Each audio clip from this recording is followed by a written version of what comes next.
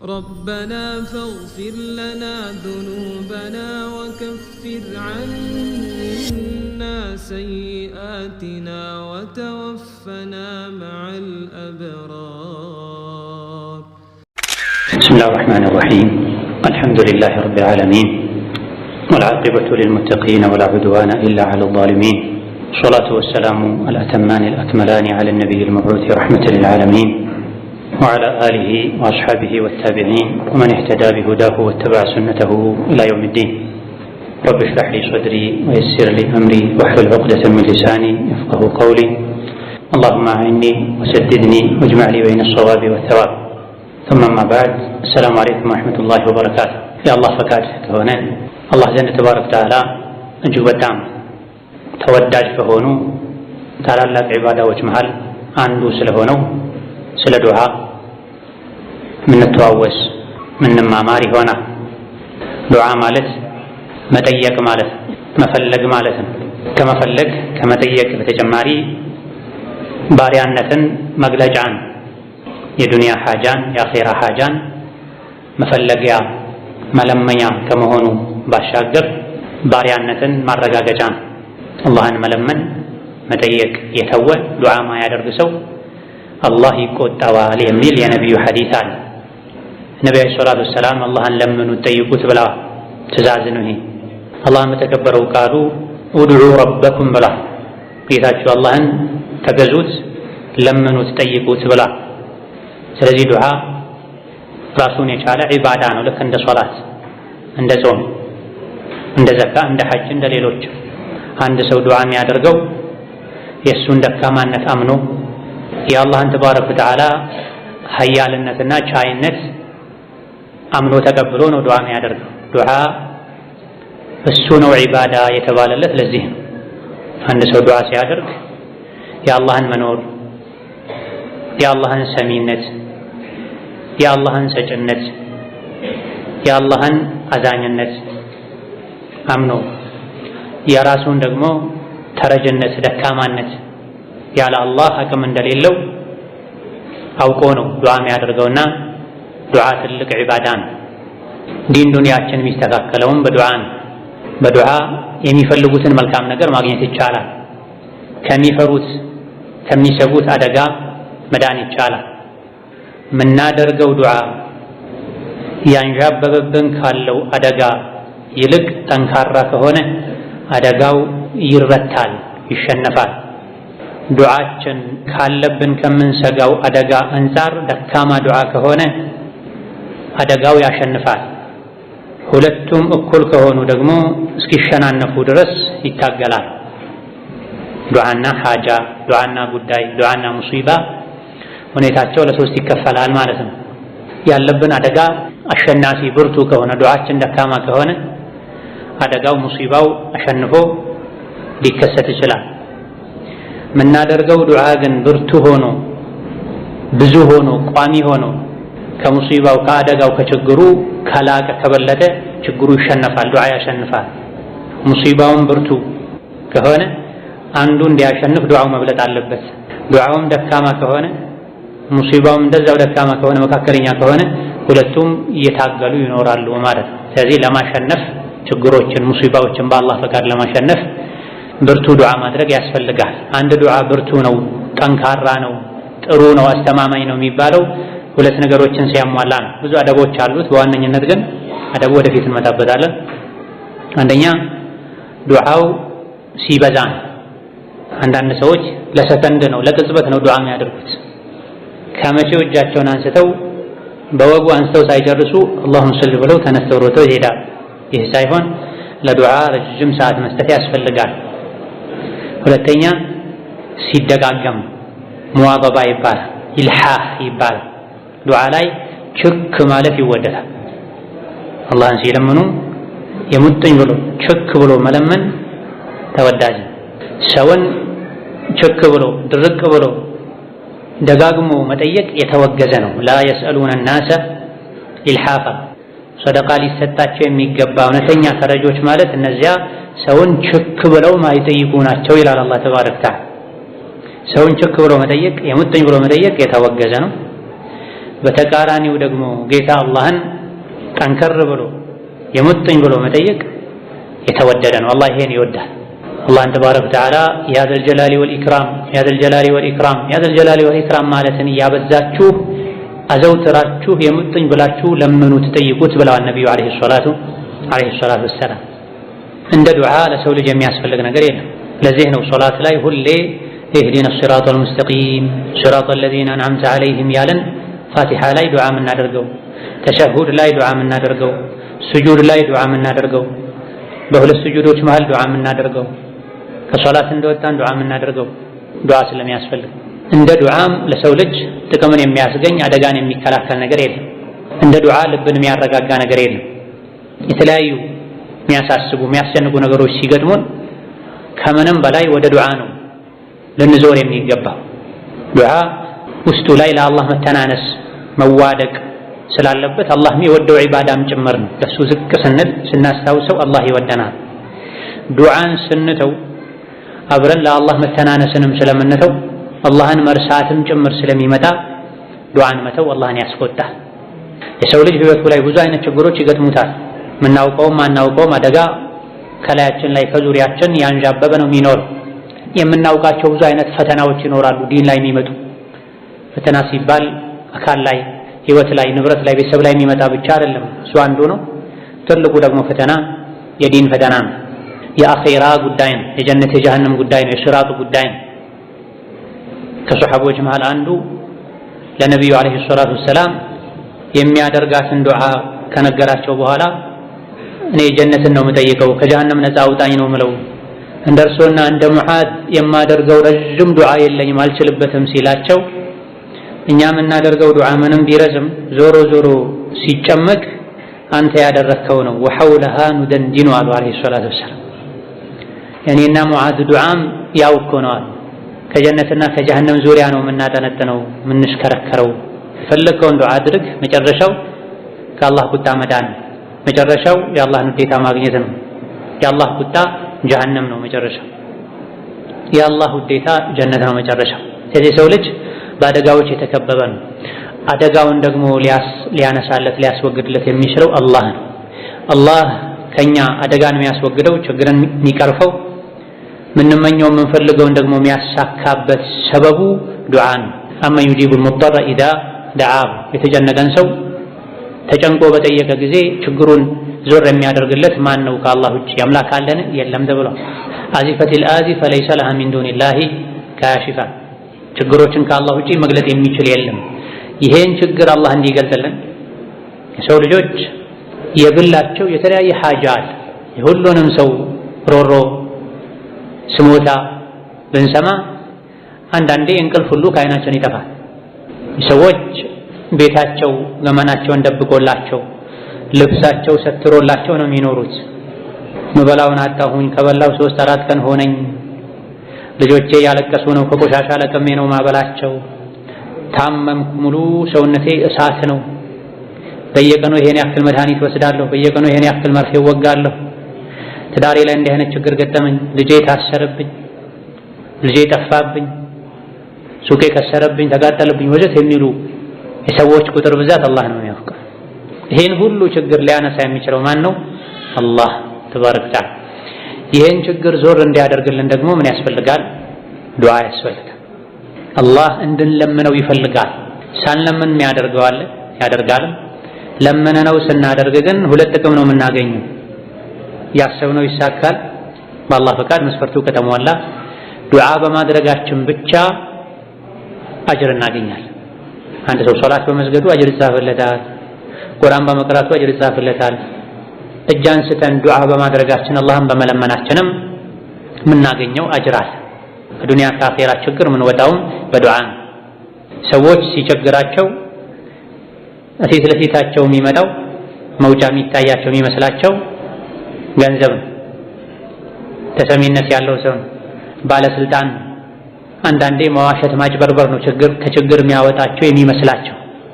እውነታው ግን ሐቂቃው በችግር ጊዜ የመጀመሪያ ልናንኳኳው የሚገባን በር የዱዓ በር ነው። ዱዓን ትንቀዋለህ፣ ቸላ ትለዋለህ፣ የመጨረሻ መፍትሄ ታደርገዋለህ። የዱዓን ጥቅም ስላላወቅህ ነው።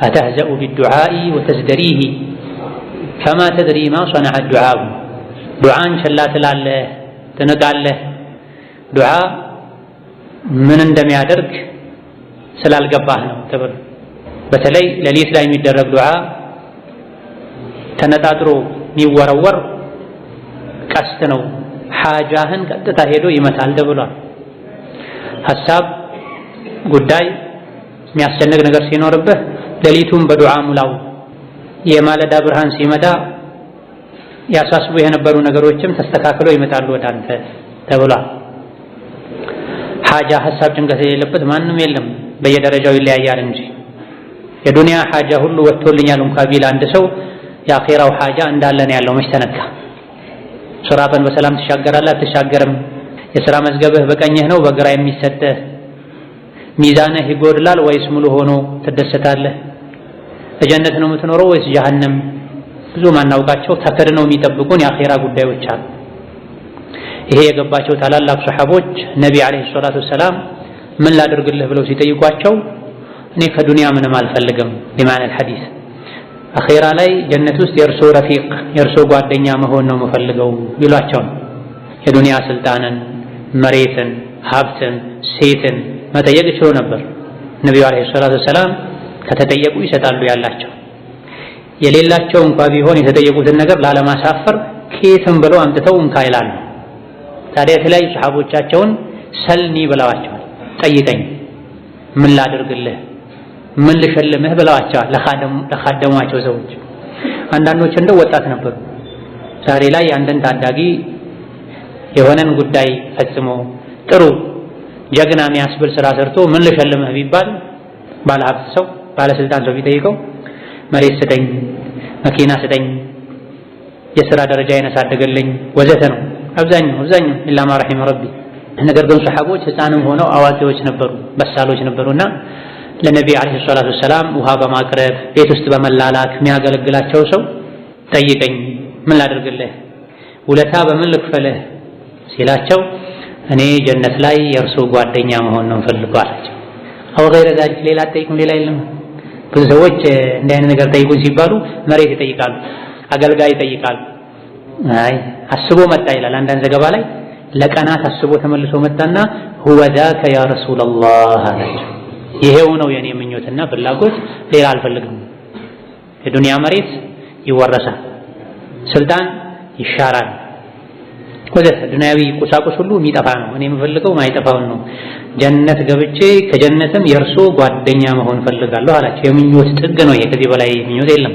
ጀነትና የጀነት ጸጋ እዚህ ላይ ጠንከር ማለቱን መጽናቱን ሲያውቁ ምን አሉ ነብዩ ሰለላሁ ዐለይሂ ወሰለም አዕኒ ዐላ ነፍሲከ ቢከትረቲ السجود እሺ የጠየቀው ነገር በአላህ እጅ ነው ያለው ያው ጌታ አላህን እጠይቃለሁ አንተ ደግሞ ነፍስህ ለዛ ማረግ እንድትበቃ ስጁድ በማድረግ ሶላት በመስገድ አግዘኝ አሉ አለይሂ ሰላቱ ወሰለም የዱንያ አኺራ ጉዳይ አለብን ሁላችንም ምናልባትም ብዙዎቻችን ካለማወቅ የዱንያ ምንነት ካለመረዳት የአኺራው ተጋርዶብን ሊሆን ይችላል ብዙ ሰዎች አልহামዱሊላህ በህይወቴ ደስተኛ ነኝ ስኬታማ ነኝ ሲሉ ይሰማል ምን ስላደረጉ ቤት አለው መኪና አለው ሱቅ አለው መልካም ሚስት አለችው የተሰኑ ልጆች አሉት ስኬት ለሱ ይሄ ነው ምናልባትም ሶላተል ጀማዓ ሲያልፈው ታያለህ የነቢይን ሱና ብዙ ነገር ላይ አለይሂ ሰላቱ ወሰለም አግድሎ ታያዋለህ ሴቷም እንደዚህ ነው አልহামዱሊላህ በህይወቴ ደስተኛ ነኝ በህይወቴ ስኬታማ ነኝ የሚሉ ሰዎች አሉ ስኬት ምንድነው ስላልገባቸው ትልቁ ስኬት ذلك الفوز العظيم የተባለለት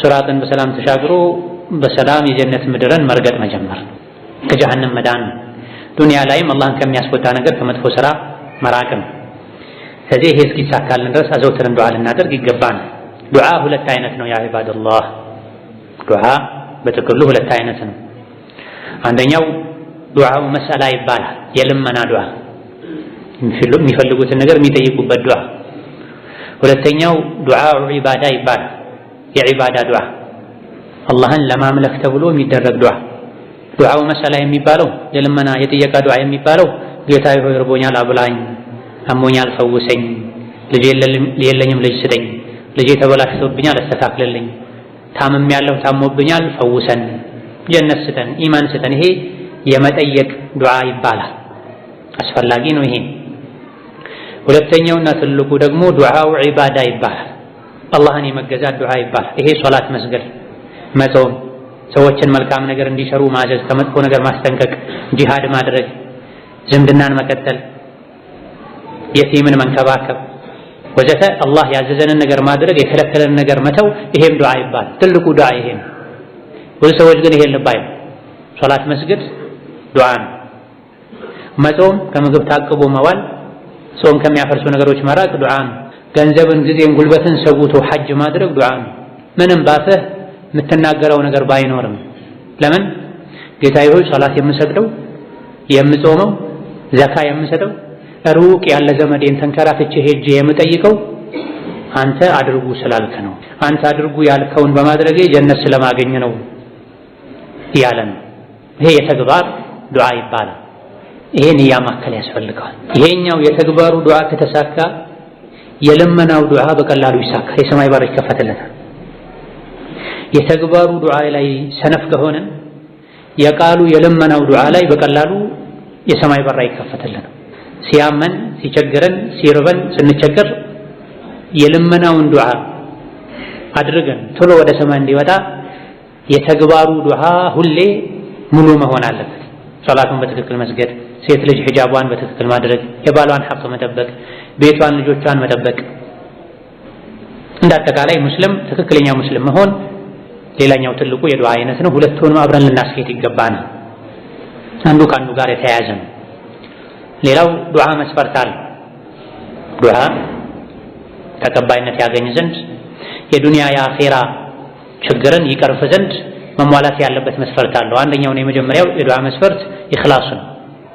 ማንኛውም ሰው ዱዓ ሲያደርግ ዱዓን በኢኽላስ ማድረግ አለበት። ምን ማለት ነው በኢኽላስ ማለት? አንድ ዱዓ ሲያደርግ ሰው እንዲያይለት ብሎ ዱዓ ማድረግ የለበትም። ማሻአላህ ሁሌ ዱዓ ያደርጋል፣ ዱዓ ታበዛለች፣ ዱዓ ያዘወትራል እንዲባል መሆን የለበትም። ዱዓ የሚያደርገው ለኔ ያስፈልገኛል ብሎ ማድረግ አለበት። በተቻለ ያክል ዱዓን ደበቅ ብሎ ማድረግ ተወዳጅ፣ ተናንሶ ተዋድቆ ስብር ብሎ ለአላህ። ሁለተኛው ዱዓ ላይ ኢኽላስ የሚባለው አላህን ብቻ አጥርቶ መለመን፣ ከአላህ ጋር ቀላቅሎ ነቢያቶችን አለይሂሙ ሰላም አጅመዒን፣ ወልዮችን፣ ሷሊሖችን መለመን አይገባም። ይሄ ዱዓው እንዲደፈርስ ያደርገዋል። መለመን ያለበት አላህ ብቻ ነው። ሐዲስ ላይ ነቢዩ ምን ብለው አለይሂ ሰላቱ ወሰላም ኢዛ ሰአልተ ፈስአሊላህ፣ መለመን መጠየቅ ስትፈልግ አላህን ጠይቅ ብለዋል። አጠገባችን ያለን ሰው የሚችለውን ነገር መጠየቅ ይቻላል፣ ተፈቅዷል። ጓደኛ ጋር፣ ባልንጀራ ጋር፣ ዘመድ ጋር ሄዶ ቸግሮኛል 1000 ብር አበድረኝ፣ 100 ሺህ ብር አበድረኝ ይቻላል። ነገር ግን ቤት ቁጭ ብሎ ያ ሰይድ አብዱልቃድር አልጀይላኒ 100 ሺህ ብር ስጡኝ አይባልም፣ ሽርክ ነው። ኑር ሁሴን 100 ሺህ ብር ስጡኝ አይባልም። ሌሎችንም አንተ በዙሪያ ያሉ የምታውቃቸው ሷሊህ ወልይ የምትላቸውን ከሞቱ ከተቀበሩ በኋላ ልጅ ስጡኝ፣ ዓፊያ ስጡኝ፣ ገንዘብ ስጡኝ፣ ጠብቁኝ፣ በጥላው በኪሱ አርጉኝ አይባልም። ይሄ ጀልና ነው፣ አላህን ያስቆጣል። መለመን ያለበት አላህ ብቻ። ኢዛ ሰአልተ ፈስአሊላህ። ነቢዩ ዓለይሂ ሰላቱ ወሰላም ታዳጊውን ሕፃን ያጎታቸውን ልጅ አብዱላህ ኢብኑ አባስን ሲመክሩ ምን ብለዋል? መለመን ስትፈልግ አላህን ለምን፣ እገዛ እርዳታ ስትፈልግ አላህን እርዳኝ በል ብለዋል ዓለይሂ ሰላቱ ወሰላም። ይሄ የዱዓ አንድ ትልቅ መስፈርት ነው። ወከዛሊክ ዱዓ ስናደርግ ሁለተኛው የዱዓ መስፈርት በሱና መሰረት መሆን አለበት። የረሱልን ዓለይሂ ሰላቱ ወሰላም የዱዓ አደራረግ ማወቅ አለበት። ዱዓ ማድረጋችንን ብቻ አይደለም ማየት ያለብን። ነቢዩ ዓለይሂ ሰላቱ ወሰላም የሚለምኑት አላህን ብቻ ነበር። አንድ ነቢዮችን፣ ሷሊሖችን፣ ወልዮችን ጠይቀው አያውቁ። ሁለተኛ ዱዓ ሲያደርጉ አላህን ያወድሱ ነበር፣ አላህን ያጠሩ ነበር፣ አልሐምዱሊላህ ማለት ያበዙ ነበር። ሶስተኛ ራሳቸው ላይ ሶላት ያወርዱ ነበር፣ የዱዓ አደብ ነው። አራተኛ አላህን በመልካም ስሞቹ በመልካም ባህሪያቱ ይለምኑት ነበር፣ ይጠይቁት ነበር፣ ተወሱል ያደርጉ ነበር። አላህን በራህመትህ ይሆንብህ፣ በእዝነትህ ይሆንብህ፣ ሰጭ ነህ በሰጭነትህ ይሆንብህ ስጠኝ፣ መሃሪ ነህ በመሃሪነትህ ይሆንብህ ማረኝ ይባላል እንጂ በወልዮች ይሆንብህ፣ በደጋጎች ይሆንብህ፣ በሰይዳችን ይሆንብህ፣ በነቢያችን ይሆንብህ፣ በግሌ ይሆንብህ አይባልም። አላህን የሚያስገድደው የለም ብለዋል ነብዩ ሰለላሁ ዐለይሂ ወሰለም። በግሌ ይሆንብህ ተብሎ ስለተጠየቀ አይሰጥም፣ አላህ በራስ ይሆንብህ ነው የሚባል። አምስተኛ ዱዓ ሲዘጉ ልክ እንደጀመሩት ሁሉ አላህን በማመስገን በማወደስና እሳቸው ላይ ራሳቸው ላይ ሶላዋት በማውረድ ነበረ ዱዓውን የሚዘጉት። በዚህ መልኩ በሱና ዱዓ ማድረግ ይጠበቅብናል። ዱዓውን አላህን በማመስገንና በማወደስ ነቢ ላይ ሰለዋት በማውረድ መጀመር። ሁለተኛ አላህን ብቻ መለመን፣ አላህን ተባረከ ወተዓላ በመልካም ስሞቹ በመልካም ባህሪያቶቹ እየተለማመጡ እሱን ያወደሱ ራስን ዝቅ ያደረጉ መለመን። ዱዓውን ሲያጠናቅቁ አላህን ማመስገን ማወደስ፣ ነቢ ላይ ሰለዋት ማውረድ የነቢዩ ሱና ነው አለይሂ ሰላቱ ወሰላም። ወከዛሊክ እሳቸው በጀማዓ ዱዓ ባላደረጉበት ቦታ በጀማዓ ዱዓ ማድረግም አዲስ ነገር መፍጠር ነው የሚሆን። ዱዓ ለማድረግ ዕጣን ማጨስ ለየት ያለ ራሱን የቻለ ስርዓት መፍጠርም አይገባም። የዱዓ አደብ አለው። ሶላት ስንሰግድ በታዘዝነው መሰረት እንደምንሰግደው ሁሉ ዱዓ ስናደርግም በታዘዝነው መሰረት በተፈቀደው መሰረት ማድረግ አለብን እንጂ ያለ ቦታው ዱዓ የሚያደርጉ ሰዎች አሉ። ቡና በቀረበ ቁጥር ዱዓ የሚያደርጉ ሰዎች አሉ። ከየት አመጣችሁት? ነብዩ አለይሂ ሰላቱ ወሰላም ወተት መጠጣት ይወዱ ነበረ፣ ማር መጠጣት ይወዱ ነበረ፣ ቴምር ተዘፍዝፎ መጠጣት ይወዱ ነበር። የተለያዩ የሚጠጧቸው ነገሮች ነበሩ። ከዚህ ውስጥ የተኛውንም ሲጠጡ ራሱን የቻለ ዱዓ ያደርጉ ነበረ፣ ዕጣን ያጨሱ ነበረ። በሬ ሲያርዱ በግ ሲያርዱ ቆመው ዱዓ ያስደርጉ ነበር የሚል ነገር የለም። ዚክር አለ ሲታረድ የሚባል ቢስሚላህ አላሁ አክበር፣ ይሄ ነው፣ ሌላ የለም። اللهم هذا منك وإليك وضحي على ይጨመራል። ምግብ ሲበላ ቢስሚላህ اللهم بارك لنا ይባላል። አማ ምግብ በቀረበ ቁጥር እርድ በቀረበ ቁጥር ተሰብስቦ ዕጣን አጭሶ እገሌ ያምን በል ዱዓ አድርግ ብሎ ለዱዓ አዲስ አፈጻጸም ማውጣት ከነቢ አለይሂ ሰላቱ ወሰላም እበልጣለሁ ማለት ይሆናልና ሌላኛው የዱዓ ሸርጥ የዱዓ መስፈርት ምንድነው? በሱና ዱዓ ማድረግ። በሱና ዱዓ ማድረግ። ዱዓ አደራረጋችን ቢድዓ ካለበት ፈጠራ ካለበት ወንጀል ካለበት ተቀባይነቱን ያጣ። ሌላኛው የዱዓ መስፈርት በአላህ መተማመን። ዱዓ ሲያደርጉ ለሙከራ ሳይሆን አላህ እሺ እንደሚለን እርግጠኛ መሆን። ለዚህ ነው ነብዩ አለይሂ ሰላቱ ወሰላም ወድዑ ላህ ወአንቱም ሙቂኑነ ቢልኢጃበቲ፣ አላህን ስትለምኑት እሺ እንደሚላችሁ እርግጠኛ ሆናችሁ ለምኑት። አላህ ተባረከ ወተዓላ ዝንጉ ከሆነ ልብ ዱዓን አይሰማም ብለዋል። ስለዚህ ዱዓ ሲደረግ አንድ አላህ እንደሚቀበል 100% እርግጠኛ መሆን ያስፈልጋል። የተጠራጠሩ እያመነቱ ለማንኛውም ለሙከራ ተብሎ ዱዓ መደረግ የለበትም። ወከዛልክ ከዚሁ ጋር ተያይዞ ነቢ በአንድ ሐዲስ የነገሩን ላ የቅበሉ ላሁ ዱዓአን ሚን ቀልቢን ላሂን፣ ከተዘናጋ ልብ አላህ ዱዓን አይቀበልም።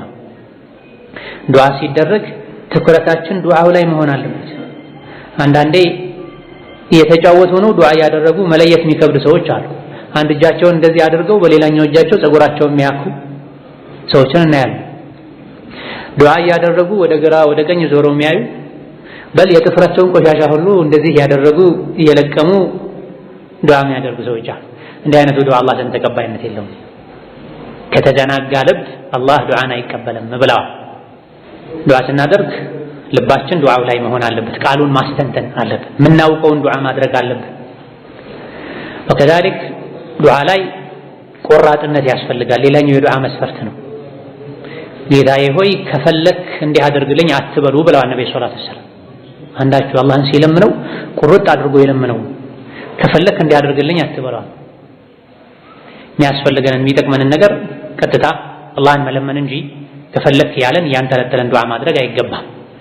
ሌላው ዱዓችን መቅቡል እንዲሆን ተቀባይነት እንዲያገኝ እንዲሰምር ለዱንያ ለአኺራ እንዲጠቅም መጠበቅ ያለባቸው አደቦች አሉ። የዱዓ አደብ ስነ ስርዓቶች አሉ። ከዚህ አንዱ ከተቻለ ዱዓ ከማድረግ በፊት ውዱእ ማድረግ፣ ዱዓ ከማድረግ በፊት ውዱእ ማድረግ፣ ወደ ቂብላ ዞሮ ዱዓ ማድረግ።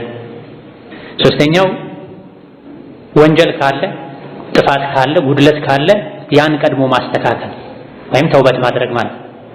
በአንድ በኩል አላህን አስቆጥቶ በሌላ በኩል እንዲያደርግልኝ ሁለቱ አብሮ አይሄድም።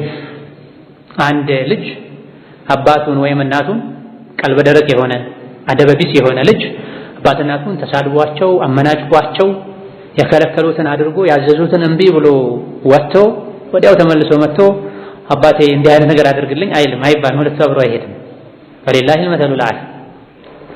አንድ ሰው ዱዓው መቅቡል እንዲሆን ከፈለገ ከሚያጠፋቸው ጥፋቶቹ መተውበት አለበት። የሚሰራው ወንጀል ካለ ማቆም አለበት። የሚያጎድለው ዋጅብ ግዴታ ካለ ያን መስራት አለበት። ወንጀል ላይ ጸንቶ አላህን መለመን አላህን መዳፈር ነው። ተውበት ለማድረግ መወሰን ያስፈልጋል። ጌታዬ ሆይ እኔ የቆሸሽኩ ሰው ነኝ፣ አንተ ፊት የምቆምበት ቁመና ምንነት ማንነት የለኝም። አንተ መሐሪ ነህ፣ ያለፈውን ማረኝ፣ ተጸጽቻለሁ፣ ይቅር በለኝ። እኔ ዘንድ ባለው ጥፋት ወንጀል ምክንያት ያንተን መልካም ኸይር አትከልክለኝ፣ ተጸጽቻለሁ ማረኝ ተብሎ ተውበትን ማስቀደም ቢያንስ ያስፈልጋል። በአንድ እጃቸው ኸምር ይዘው በሌላኛው እጃቸው ዱዓ ለማድረግ የሚዳዳቸው ሰዎች አሉ። ይሄ ከባድ ነው። አላህን መዳፈር ነው፣ ማሾፍ ነው፣ በቃ መሳለቅ። እጅህ ላይ ያዝከውን ኸምር ተው ብሎሃል አላህ። እሱን ከመጠየቅ በፊት እሱን ማቆም አለብን። ከዚህ ጋር ተቀራራቢ የሆነ ጫት ይዘው ዱዓ የሚያደርጉ ሰዎች አሉ። ጭራሽ ጫትን የዱዓ መሳሪያ ነው የሚሉ ሰዎች አሉ። ቅድም መግቢያ ላይ ምን ተባብለናል? ዱዓ ዒባዳ ነው፣ ሶላት ነው፣ ጾም ነው፣ ዚክር ነው ብለናል። ጫት እየቃመ ሶላት የሚሰግድ ሰው አለ እንዴ? የለም። ጫት እየቃመ ጠዋፍ የሚያደርግ ሰው አለ እንዴ? የለም። ልክ እንደነዚህ ሁሉ ዱዓ ራሱን የቻለ ዒባዳ ነው። ዱዓ ላይ አዲስ ነገር መጨመር መክተት አያስፈልግም። ማን ነው ስልጣን የሰጠ? العلم قال الله قال رسوله وقال الصحابة وما عداه فهو وسواس الشيطان ነው የሚሉት እና ኢማሙ الشافعي ابن القيم ሌሎች ዒልም ማለት ሸሪዓ ማለት አላህ እንዲህ ብለዋል ተባረከ ወተዓላ፣ ነብዩ እንዲህ ብለዋል አለይሂ ሰላቱ ወሰላም፣ ሱሐቦች እንዲህ ነበሩ እንዲህ ብለዋል ረዲየላሁ ዐንሁም፣ ታቢዒዎች እንዲህ ነበሩ እንዲህ አድርገዋል ረሂመሁሙላህ ተዓላ። ይህ ነው ዒልም የሚባለው ሸሪዓ የሚባለው እንጂ አላህ ካላለ ነብዩ ካላሉ አለይሂ ሰላቱ ወሰላም፣ ሱሐቦች ካላሉ ካላደረጉ፣ የሱሐባ ተከታዮች ታቢዒዎች ካላሉ ካላደረጉ ከዛ በኋላ የመጣ ነገር ዲን አይሆንም። ጫትን ከዱዓ ጋር ያያያዙት ቅርብ ጊዜ ነው። ከዛ በፊት የጫካ እንጨት ነበረ፣ የፍየል ቀለብ ነበረ። ከጊዜ በኋላ ነው ሰርጎ ገብቶ አስነዋሪ የስመ ሙስሊም መገለጫ የሆነው። እንደ ግለሰብ በግሉ ያጥፋ ሱስ ካለበት ይብላ የፈለገውን ሳር። ግን ከተከበረው ዱዓ ጋር ጫትን ማያያዝ ወላሂ ትልቅ ነውር ነው፣ ውርደት ነው። ያው ትልቅ የሰዎች መከራከሪያቸው ምንድነው?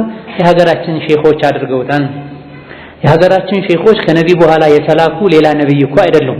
የሀገራችን ሼኾች ለዲናቸው ባበረከቱት አስተዋጽኦ አላህ ኸይራቸውን ይክፈላቸው፣ ለሞቱት አላህ ይዘንላቸው፣ ያሉትን አላህ ይጠብቃቸው፣ አላህ የሱናውን ጎዳና ይምራቸው።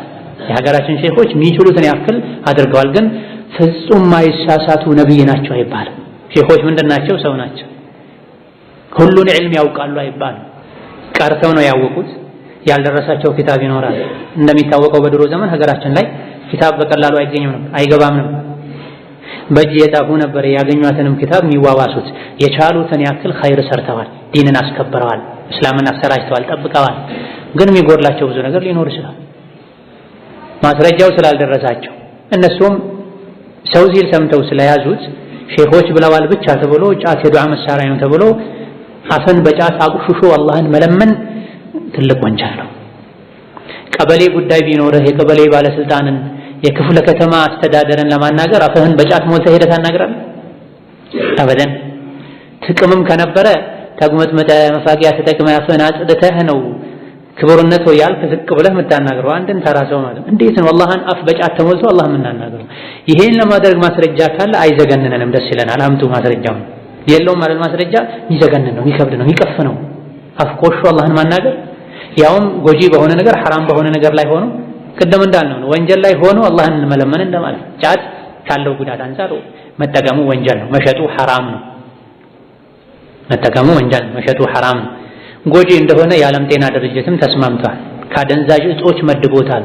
እኛ ምንድነው የምንከተለው? በሸሪዓ ዑለሞች ሐራም ነው ካሉ፣ በሳይንስ የጤና ባለሙያዎች ጎጂ ነው ካሉ፣ ከሁለቱ ውጭ ምንድነው የምንፈልገው? ማንን ነው የምንሰማው? ኢዳ ከዱዓ ደባንዱ ተውበት ማድረግ ነው። ጫት እየቃሙ አላህን መለመን ዱዓ ማድረግ አይደለም፣ ወደ አላህ መቅረብ ሳይሆን ከአላህ መራቅ ነው የሚሆነው። ወከዛልክ ከዱዓ ደባንዱ ዱዓ ከመጀመር በፊት ቅድም እንዳልነው አላህን በማወደስ በማጥራት ነቢ ላይ ሶላዋት በማውረድ መጀመር፣ እንደዚሁ አላህን በማወደስና ነቢ ላይ ሶላዋት በማውረድ ዱዓውን ማጠናቀቅ ነው። ወከዛልክ ከዱዓ አደብ ሌላኛው ዱዓ ሲያደርጉ በራስ መጀመር ነው። ዱዓ ስናደርግ ቀድመን ለራሳችን ልናደርግ፣ ከዛ በኋላ ለምናደርግለት ሰው አስከትለን ለወላጆቻችን፣ ለልጆቻችን፣ ለትዳር አጋሮቻችን በቅደም ተከተል ዱዓ ልናደርግ ይገባል። ከዱዓ አደብ አንዱ ከራስ መጀመር። ነብዩ ሰለላሁ ዐለይሂ ወሰለም ይሄን አስተምረውናል። ወከዛልክ ከዱዓ አደብ አንዱ የቁርአን የሐዲስ ዱዓዎችን የነቢያትን ዱዓዎች በትክክለኛ ዘገባ የተገኙ ዱዓዎችን መጠቀም ተወዳጅ ነው፣ የዱዓ አደብ ነው። ዱዓ ላይ አለመቻኮልም እንደዚሁ የዱዓ አደብ ነው። ዱዓ አደረኩ ምንም ያገኘሁት ለውጥ የለም፣ ስንት የለመንኩት አላህን እሺ አላለኝም፣ የሚሉ ሰዎች አሉ። አላህ ተባረከ ወተዓላ ዱዓችሁን እሺ ይላችኋል እስካልቸኮላችሁ ድረስ ብሏል ነብዩ ሰለላሁ ዐለይሂ ወሰለም። መቸኮልን ሲፈስሩ ጠየቅኩ ግን ምንም መልስ አላገኘሁም እስካላላችሁ ድረስ።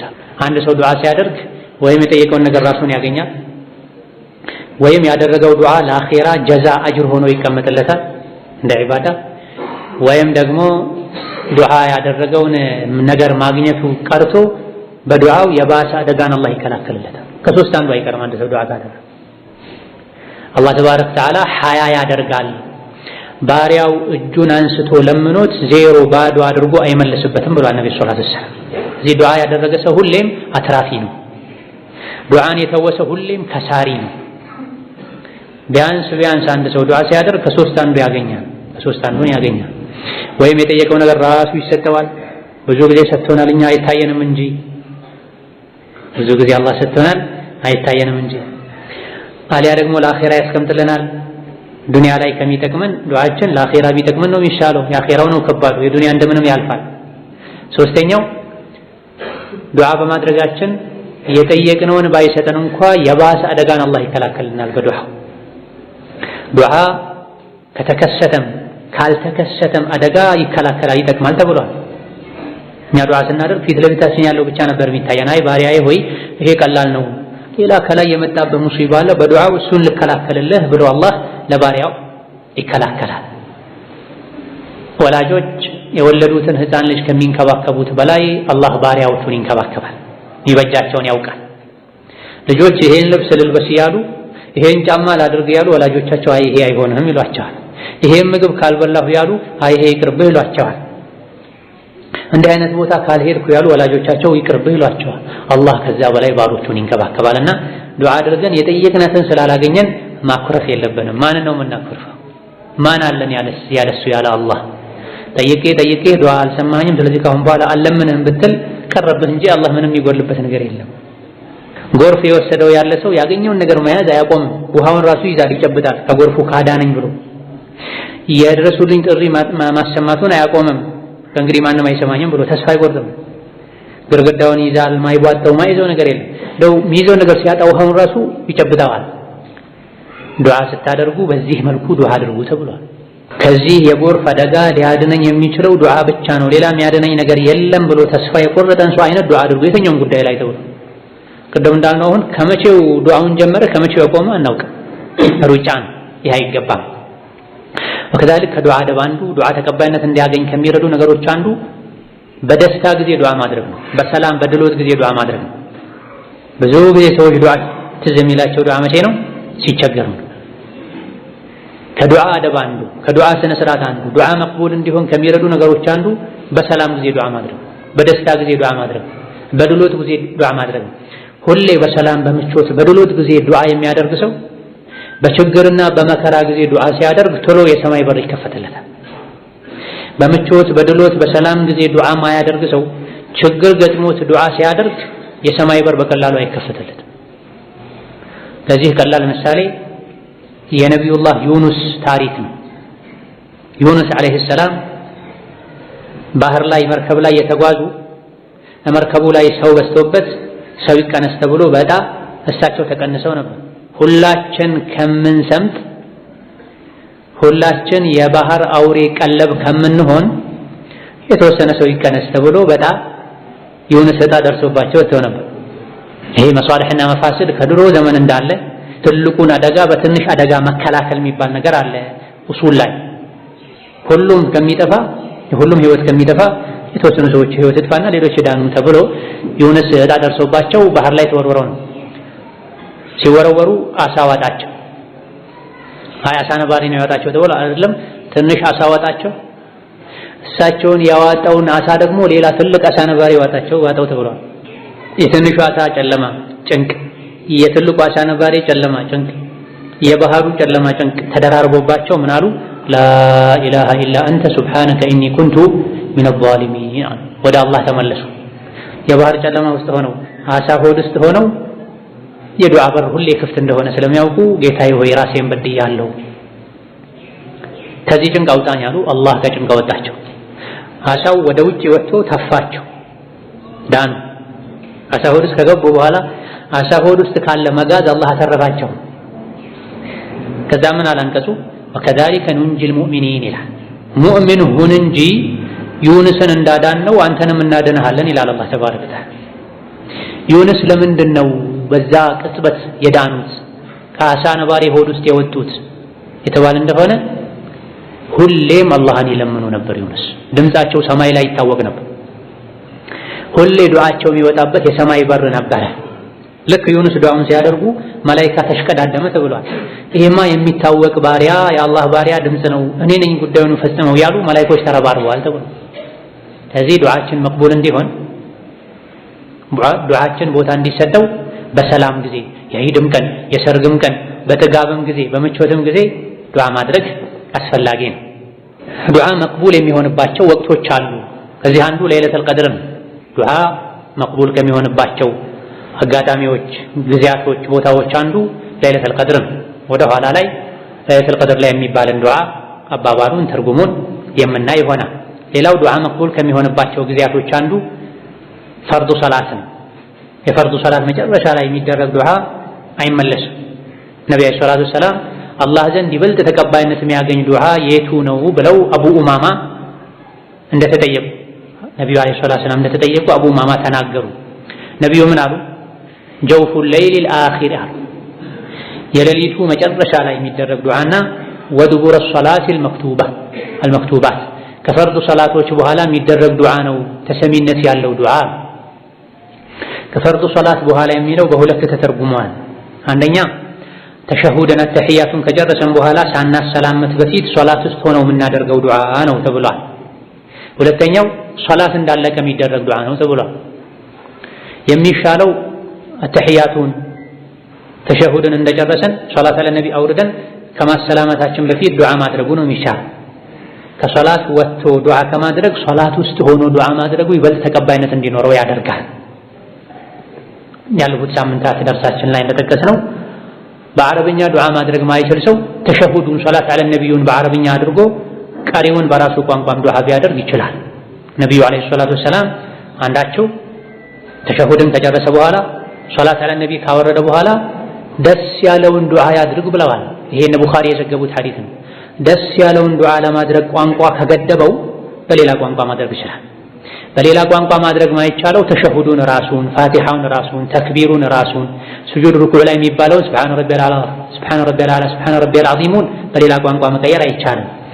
የሶላት ክፍል ዋጅቡን በአረብኛው ቋንቋ ካደረጉ በኋላ ስጁድ ላይም ይሁን ተሸሁድም ላይ ይሁን በራስ ቋንቋ አላህን ቢለምኑ የሚከለክል ነገር የለም። ቋንቋ የአላህ ተአምር ነው። በዚህ ቋንቋ እንጂ አትለምኑኝ አላለም አላህ ተባረከ ወተዓላ።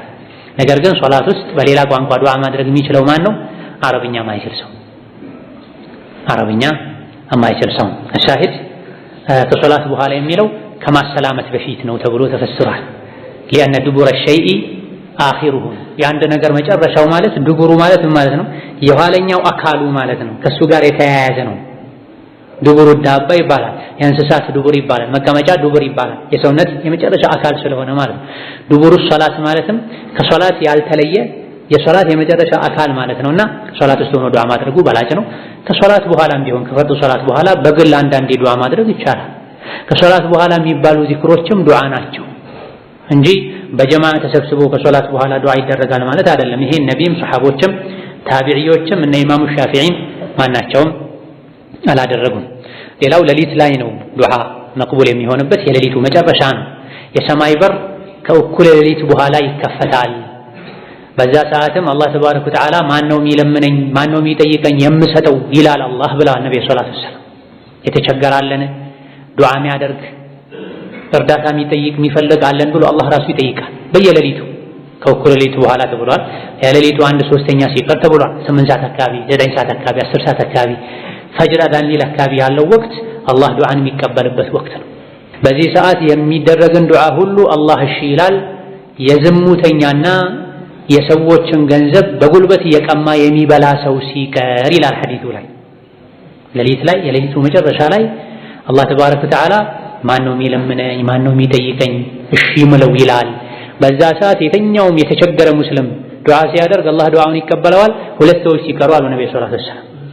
ማን? አንደኛ ማህፀኗን የሸጠች የምትተዳደር ዝሙተኛ ባለጌ የዝሙተኛን ዱዓ አላህ አይቀበልም አይሰማም በዛም ሰዓት ቢደረግ ማለት ነው። ለዚህ ነው ቅድም ምን ብለናል ዱዓ መቅቡል እንዲሆን ከዱዓ አደብ ስርዓት መስፈርት አንዱ ተውበት ነው ብለናል። ሁለተኛ አሻራ የአሻርን ዱዓ አላህ አይሰማማ። ሰዎችም በጉልበት የንብረትህን 1/10ኛ 1/8ኛ 1/5ኛ አምጣ ብሎ በጉልበት የቀማ የሚወስድ ያለ ፈቃዳቸው ያለ አግባብ ዘራፊ ዱዓው ተቀባይነት አይኖረውም። ወከዛሊክ ዱዓ መቅቡል ከሚሆንባቸው ቦታና አጋጣሚዎች አንዱ በአዳንና ኢቃም መሃል ዱዓ ማድረግ ነው። ነብዩ አለይሂ ሰላቱ ወሰላም አዱዓው ላ ዩረዱ በይነ አልአዳኒ ወልኢቃመቲ ፈድዑ ብለዋል። በአዳንና ኢቃም መሃል ዱዓ አይመለስም ዱዓ አድርጉ ብለው አዘዋል። በአዳንና ኢቃም መሃል ዱዓ አይመለስም ነገሩን። ከዛ ደግሞ አዘዙን ምን አሉ? ፈድዑ ዱዓ አድርጉ በአዳንና ኢቃም መሃል። በአዳንና ኢቃም መሃል ያለው ሰዓት ውስን ነው። አዳንን ተከታትሎ አዳን እንደተሰማ የሚባለውን ዚክርና ዱዓ አድርጎ ከዛ በኋላ ቀብልያ ሰግዶ እስከ ኢቃም ቁጭ ብሎ እጅ አንስቶ ዱዓ ማድረግ። አስዋዲቁል መስዱቅ አለይሂ ሰላቱ ወሰላም እውነተኛው ነብይ ምን ብለዋል? በአዳንና ኢቃም መሃል ዱዓ አይመለስም ብለዋል። ታዲያ ስንት ያደረግኩ የታለ ያልተሰማም ያልክ እንደሆነ ዱዓችን ተቀባይነት እንዳያገኝ የሚከለክሉ ነገሮች አሉ። ሐራም መብላት፣ ሐራም መልበስ፣ ሐራም መጠጣት፣ ዝምድና መቁረጥ፣ በመልካም ማዘዝ ከመጥፎ መከልከልን መተው፣ መምከርን፣ ሰዎችን መጥፎ ሁኔታ ላይ ስናይ ተው አላህን ፍራ ማለትን መተው ወዘተ ዱዓችን ወደ ሰማይ እንዳይወጣ ያደርጋሉ። እኛን ነው መጠርጠር ያለብን ራሳችን። ዱዓውን በትክክል አላደረኩም ይሆናል እንጂማ ነብዩ አይዋሹም አለይሂ ሰላቱ ወሰላም። አላህ ተባረከ ወተዓላ ያልሆነን ነገር አይናገርም፣ ጠይቁኝ እሰጣለሁ ብሏል። ነብዩ አለይሂ ሰላቱ ወሰላም ሌሊት ላይ የሚደረግ ዱዓ በአዳንና ኢቃም መሃል የሚደረግ ዱዓ አይመለስም ብለዋል። ታዲያ ለምንድን ነው እኔ ዱዓ አድርጌ ግቡን ያልመታው ያለን እንደሆነ ጣታችን ወደ ራሳችን መቀሰር አለብን። ምበላው ምጠጣው ሐራም ነው ማለት ነው? ርዝቄ ሐላል አይደለም ማለት ነው? ወይስ ዝምድና ቆርጫለሁ ማለት ነው? ወይስ ያለን ወደኛ ተመልሰን ራሳችንን መፈተሽ አለብን እንጂ አላህና መልእክተኛው ላይ ውስጣችን ላይ ጥርጣሬ ሊኖር አይገባም። ወከዛሊክ ዱዓ መቅቡል ከሚሆንባቸው አጋጣሚዎችና ቦታዎች አንዱ ዝናብ ሲዘንብ ዱዓ ማድረግ። ዝናብ እየዘነበ የአላህ ረሕመት ስለሚወርድ በዛ ሰዓት ዱዓ ማድረግ ዱዓ መቅቡል እንደሚሆን ተነግሯል። ዘምዘም ሲጠጣ ዘምዘምን ሲጠጡ ዱዓ ማድረግ መቅቡል እንደሚሆን ተነግሯል። ማኡ ዘምዘማ ሊማ ሹሪበ ለሁ ዘምዘም ለተጠጣለት ዓላማ ይውላል ተብሏል። ወከዛሊክ ከሶላት ውስጥ በተለይ ሱጁድ ላይ ተኮኖ የሚደረግ ዱዓ መቅቡል እንደሆነ ነብዩ አለይሂ ሰላቱ ወሰላም ተናግረዋል። ማታ በተኙበት መሃል ላይ የነቃ ሰው የባነነ ሰው ላ ኢላሃ ኢለላሁ ወህደሁ ላ ሸሪከ ለሁ ለሁል ሙልኩ ወለሁል ሐምዱ ወሁወ ዐላ ኩሊ ሸይኢን ቀዲር አልሐምዱሊላህ ሱብሓነላህ ወላ ኢላሃ ኢለላሁ ወላሁ አክበር ብሎ ከዛ በኋላ ዱዓ ያደረገ እንደሆነ አላህ ዱዓውን ይቀበለዋል ብለዋል ነብዩ ሰለላሁ ዐለይሂ ወሰለም። ቡኻሪ የዘገቡት ሐዲስ ማታ ላይ የባነነ ሰው መን ተዓራ ሚነል ለይሊ እንቅልፉን ጨርሶ ሳይሆን መሃል ላይ ብንን ብሎ ተነስቶ በዛች ሰዓት አላህን አስታውሶ ዱዓ ያደረገ ሰው አላህ ዱዓውን ይቀበለዋል አይመለስም ብለዋል። ወከዛሊክ የውሙ ዓረፋ ላይ 9ኛው ቀን ሐጅ ላይ ተኮኖ የሚደረግ ዱዓ እንደማይመለስ ተነግሯል። ዶሮ ሲጮህ አውራ ዶሮ ሲጮህ ዱዓ መደረግ እንዳለበት መላኢካ ሲያይ ነው የሚጮኸው ዱዓ አድርጉ ተብሏል። በዛ ሰዓትም ዱዓ መቅቡል ይሆናል።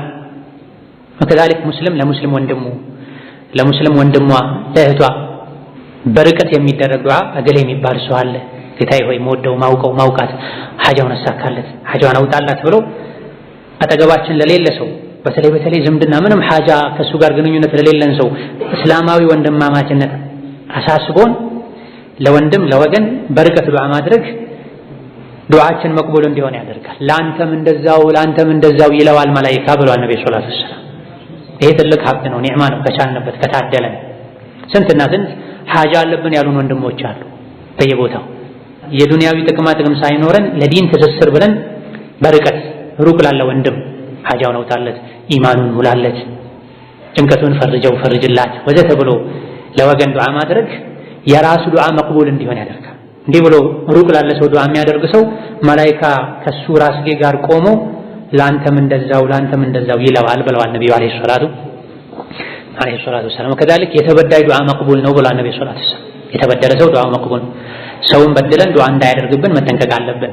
እንደዚሁ ደግሞ የመንገደኛ ዱዓ መቅቡል ነው እስኪመለስ ድረስ ብለዋል ነብዩ ሰለላሁ ዐለይሂ ወሰለም። ከሀገሩ ከቤቱ የወጣ ሰው ሐጃውን ፈጽሞ ወደ ቤቱ እስኪመለስ ድረስ የሚያደርገው ዱዓ መቅቡል ነው ተብሏል። ለምን ተለየ የተባለ እንደሆነ ብዙ ጊዜ ሙሳፊር አላህ ላይ ተመክቶ ነው የሚወጣው። ሙሳፊር ሰፈር ላይ ጉዞ ላይ ሲሆን ኢማኑ ይጨምራል፣ ተወኩሉ ይጨምራል፣ የቂኑ ይጨምራል። በሰላም ወጥቼ በሰላም ገባ ይሆን፣ የወጣበትን ሐሳብ አላህ ያሳካልኝ ይሆን፣ ቤተሰቦቼን አላህ ይጠብቅልኝ ይሆን የሚል ተዓልቁል ቀልብ ከሌላ ጊዜ የበለጠ ልቡ አላህ ላይ ይንጠለጠላል፣ ወደ አላህ ይመለሳል። በተለይ አስቸጋሪ በሆኑ መጓጓዣዎች የሚጓዝ ሰው፣ መኪና የሚፈራ ሰው፣ ፎቢያ ያለበት ሰው፣ መኪና ላይ ከወጣበት ጀምሮ ሾፌሩ እሱን ይመስል ሰው አለ። መኪና ወጣ ባለ ቁጥር ጉድጓድ ወይም መሰል ነገር ውስጥ ገብቶ በተንገጫገጨ ቁጥር ድንግጥ የሚሉ የሚነሱ ሰዎች አሉ። አውሮፕላን ላይ ማተው ነፍሳቸው እዚህ ምድር ሰዎች አሉ። በአውሮፕላን ጭራሽ ማይሄዱ ሰዎች አሉ። እኔ ኢማኔ 100% ሷሊህ መሆነው አውሮፕላን ላይ ሲሄድ ነው ያለኝ ሰው አለ። ለራሴ ያደገው ይቅጭው ኢማኔስ ሙሉ የሚሆነው ሷሊህ መሆነው አውሮፕላን ላይ ስጓዝ ነው ያለ ሰው። ስለዚህ የሰው ልጅ ከሀገሩ ሲወጣ ጉዞ ላይ ሲሆን ወደ አላህ ይጠጋል፣ ይተወበታል፣ ይስተካከላል። ከዚህ የበለጠ ዱዓው መቅቡል ሊሆን ይችላል። ስለዚህ መንገደኛ ሌሎችን አስቦ ዱዓ ሊያደርግ ይገባል። መንገደኛን ዱዓ አድርግልኝ ማለትም ይቻላል። ስስ የሆነ ኺላፍ ቢኖርበትም ከመልካም ዱዓ አትርሳን እንዳሉ ነብዩ ለአንዳንድ ተጓዦች ለሰሐቦች ያውም ከላይ ወደ ታች ማለት ነው ሰለላሁ ዐለይሂ ወሰለም ከላይ ወደ ታች እሳቸው ላይ ናቸው። ላይ ሆነው በታቻቸው የሆኑ ሰሐቦች ከእሳቸው የሚያንሱ ሰሐቦችን ከመልካም ዱዓ አትርሳን ብለዋል የሚሉ ዘገባዎች አሉ። ሳይበዛ ሰውን ዱዓ አድርግልኝ ቢባል ችግር የለም። ነገር ግን ኢማም ኢብኑ ዑሰይሚን ሌሎችም እንደሚሉት ሰውን ሁሌ ዱዓ አድርግልኝ ማለት ራስ ዱዓ እንዳያደርጉ እንቅፋት ይሆናል፣ መዘናጋትን ይፈጥራል። ምናልባትም ትዝ ላይ ላትለው ትችላለህ። ዱዓ አድርግልኝ ያልከው ሊረሳ ይችላል። እንደገና ደግሞ በሂደት እሱ ላይ ሌላ እምነት ውስጥ ላይ እንዲፈጠርም ሊያደርግ ይችላል። ለምንድን ነው ሁሌ አንተን የመጡ ሰዎች ዱዓ አድርግልኝ የሚሉ? ዱዓ አድርግልኝ የሚሉትንም ሰው ሊፈትን ይችላል። ያንተን ችግር የምታውቀው አንተ ነህ። ማ ሐከ ጅልደከ ሚስለ ዙፍሪከ ፈተወለ አንተ ጀሚዐ አምሪከ ይላሉ አረቦች ሲናገር። ያንተን ቆዳ እንዳንተ ጣቶች ማከክ የሚችል ማንም የለም፣ ያንተን ጉዳይ አንተው ተወጣው ማለት ነው። እከክልኝ ብትለው አንድን ሰው ወይም አሳልፎ ያክሃል ወይም አሳንሶ ያክሃል፣ አሊያ ያደመሃል፣ አሊያ ደግሞ የባሰ ነካክቶ ሌላ ችግር ውስጥ ያስገባሃል። ያንተን ቆዳ ሊያክልህ የሚችል ያንተ ጥፍር ነው። ያንተን ጉዳይ ሁሉ አንተው ተወጣው ተብሎ ዱዓህንም አንተው ራስህ አድርግ ማለት ነው። ነገር ግን አንዳንዴ በጣም ሷሊህ የሆኑ ሰዎችን ዱዓ አድርጉልኝ ብትል ችግር የለውም። ነገር ግን ዱዓ አድርጉልኝ ስትል አንተን ብቻ አስበህ ዱዓ አድርጉልኝ ከምትላቸው ሁለታችንም እንድንጠቀም ይሄን ሰው ዱዓ አድርግልኝ ልበለው፣ ዱዓ ሲያደርግልኝ እሱም ጭምር ስለሚጠቀም እኔንም ሊጠቅመኝ እሱም ሊጠቀም ብለህ ነይተህ አስፍተህ ካልክ ይሄኔ ከራሃው ይቀራል ማለት ነው። ሁሉ ነገር ላይ ግንዛቤ ካለን መውጫ አለ ማለት ነው። ዝም ብለህ ሰው ባገኙ ቁጥር ዱዓ አድርግልኝ ብዙዎች ዱዓ አድርግልኝ ተራ የተለመደ ነገር ሆኗል። አንዴ ለራሱ እጁን አንስቶ ዱዓ አያደርግም? ዱዓ አድርግልኝ፣ ሰላም ነው እንዴት ነህ ዱዓ አድርግልኝ። ይሄ የዱዓውን ቂማ ያሳጠዋል። እንደው ወንድሜ ምን ገጥሞት ነው ብለህ ተጨንቀህ ለየት ያለ ዱዓ እንዳታደርግም ያደረገ ነው። ሰዎች በተገናኙ ቁጥር ዱዓ አድርግልኝ ብቻ ብለው ይሄዳሉ። ያ ከሚሆን አንተ ራስህ ዱዓ አድርግ። አንዳንዴ ግን ሷሊህ ሰዎችን በሸርጥ ቅድም ባልነው ሸርጥ ዱዓ አድርግልኝ ቢባል ችግር የለም። ምንድነው የጠቀስነው ሸርጥ? ሰውን ዱዓ አድርግልኝ ማለት በመሰረቱ ይቻላል፣ ባይበዛ ጥሩ ነው። አይገባምም ተብሏል። ግን ይቻላልም ይሻላልም ምን ከተነየተበት ዱዓ አድርግ ስንል አንድን ሰው ለራሳችን ብቻ እሱ ዱዓ እንዲያደርግልኝ እኛ ብቻ እንድንጠቀም አስበን ሳይሆን ዱዓ ሲያደርግ ለሱም ጭምር ስለሚጠቀም እኔም እሱም እንድንጠቀም ዱዓ አድርግልኝ ተብሎ ከሆነ ይመረጣል። ሌላው ትልቅ ዱዓ መቅቡል የሚሆንበት አጋጣሚ ጾም ነው። አቡ ዳውድ ሌሎች የመዘገቡት ሐዲስ ነብዩ ሰለላሁ ዐለይሂ ወሰለም ሶስት ሰዎች ዱዓቸው አይመለስም አሉ። አንደኛ ጾመኛ እስኪያፈጥር ድረስ፣ ወከዛልክ መንገደኛ እስኪመለስ ድረስ ኢላ አኺር። ሁሌም ጾመኛ ሆኖ ዱዓ መቅቡል ነው። ይበልጥ ደግሞ ሌላኛው ሸህሩ ረመዳን አልሙባረክ የተከበረው ረመዳን ወር የዱዓ ወር ነው። ዱዓ ይበልጥ መቅቡል ይሆንበታል ከሌላ ጊዜ የበለጠ። ረመዳን ላይ እንዳጠቃላይ ዱዓ ልናበዛ ይገባናል። ከሱሑር ጀምሮ ከፈጅር ጀምሮ እስከ ኢፍጣር ድረስ ማታም ጭምር ሌሊቶችም የተባረኩ ናቸው። እንዳጠቃላይ በሰፊ ሰዓት ባገኘነው አጋጣሚ በየመሃሉ መኪናም እየነዳን ቢሮ ቁጭ ብለን ስራም እየሰራን መንገድ እየተጓዘን ቁጭ ብለን ቁርአን እየቀራን በየመሃሉ ሶላት እየሰገድን ስጁድ ውስጥ ዱዓ በብዛት ልናደርግ ይገባናል። ዱዓ ማብዛት የሚወደድበት ወር ነው ረመዳን። ከመሆኑም ጋር ግን ብዙ ሰዎች ዱዓ የሚያደርጉት መቼ ነው? ሲያፈጥሩ ነው። ቴምር እዚህ ጋር፣ ውሃ እዚህ ጋር፣ ወተት እዚህ ጋር፣ ዱዓ እዚህ ጋር። ጠይብ ሐሳባቸው ቴምሩ ላይ ሳምቡሳው ላይ ሆኖ ነው ብዙ ሰዎች ዱዓ የሚያደርጉት የመጨረሻ ሰዓት ላይ ማለት። ይህ አይነቱ ዱዓ በቂ አይደለም። ቀደም ተብሎ ዱዓ መደረግ አለበት። ቀኑን ሙሉ ዱዓ መደረግ አለበት። የመሸ ሲሄድ የበለጠ ስለሚደክመን የውስጥ መድከም አላህ ላይ ለመመካት እኔ ማለት እኮ ደካማ ነኝ፣ ማረባ ነኝ፣ ምንም ያለ አላህ ዋጋ የለኝም ማለት ነው። ምግብ ስላልበላው እንደዚህ ደከምኩ፣ ሁሌ ያበላኝ የሚያኖረኝ አላህ ነው ተባረከ ወተዓላ።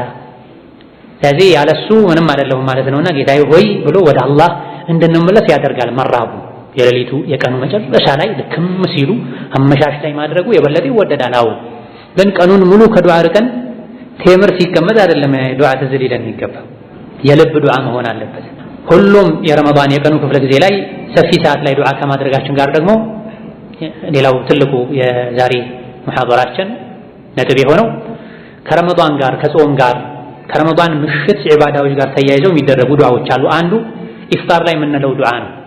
ከአብዱላህ ብን ዑመር እንደተዘገበው አቡ ዳውድ ተዘግበው አልባኒ ሐሰን ሶሒህ እንዳሉት ካነ ረሱሉላህ ሰለላሁ ዐለይሂ ወሰለም ኢዛ አፍጠረ ቃለ ዘሀበ አዝ-ظመኡ ወብተለት አልዑሩቁ ወተበተ አልአጅሩ ኢንሻአላህ።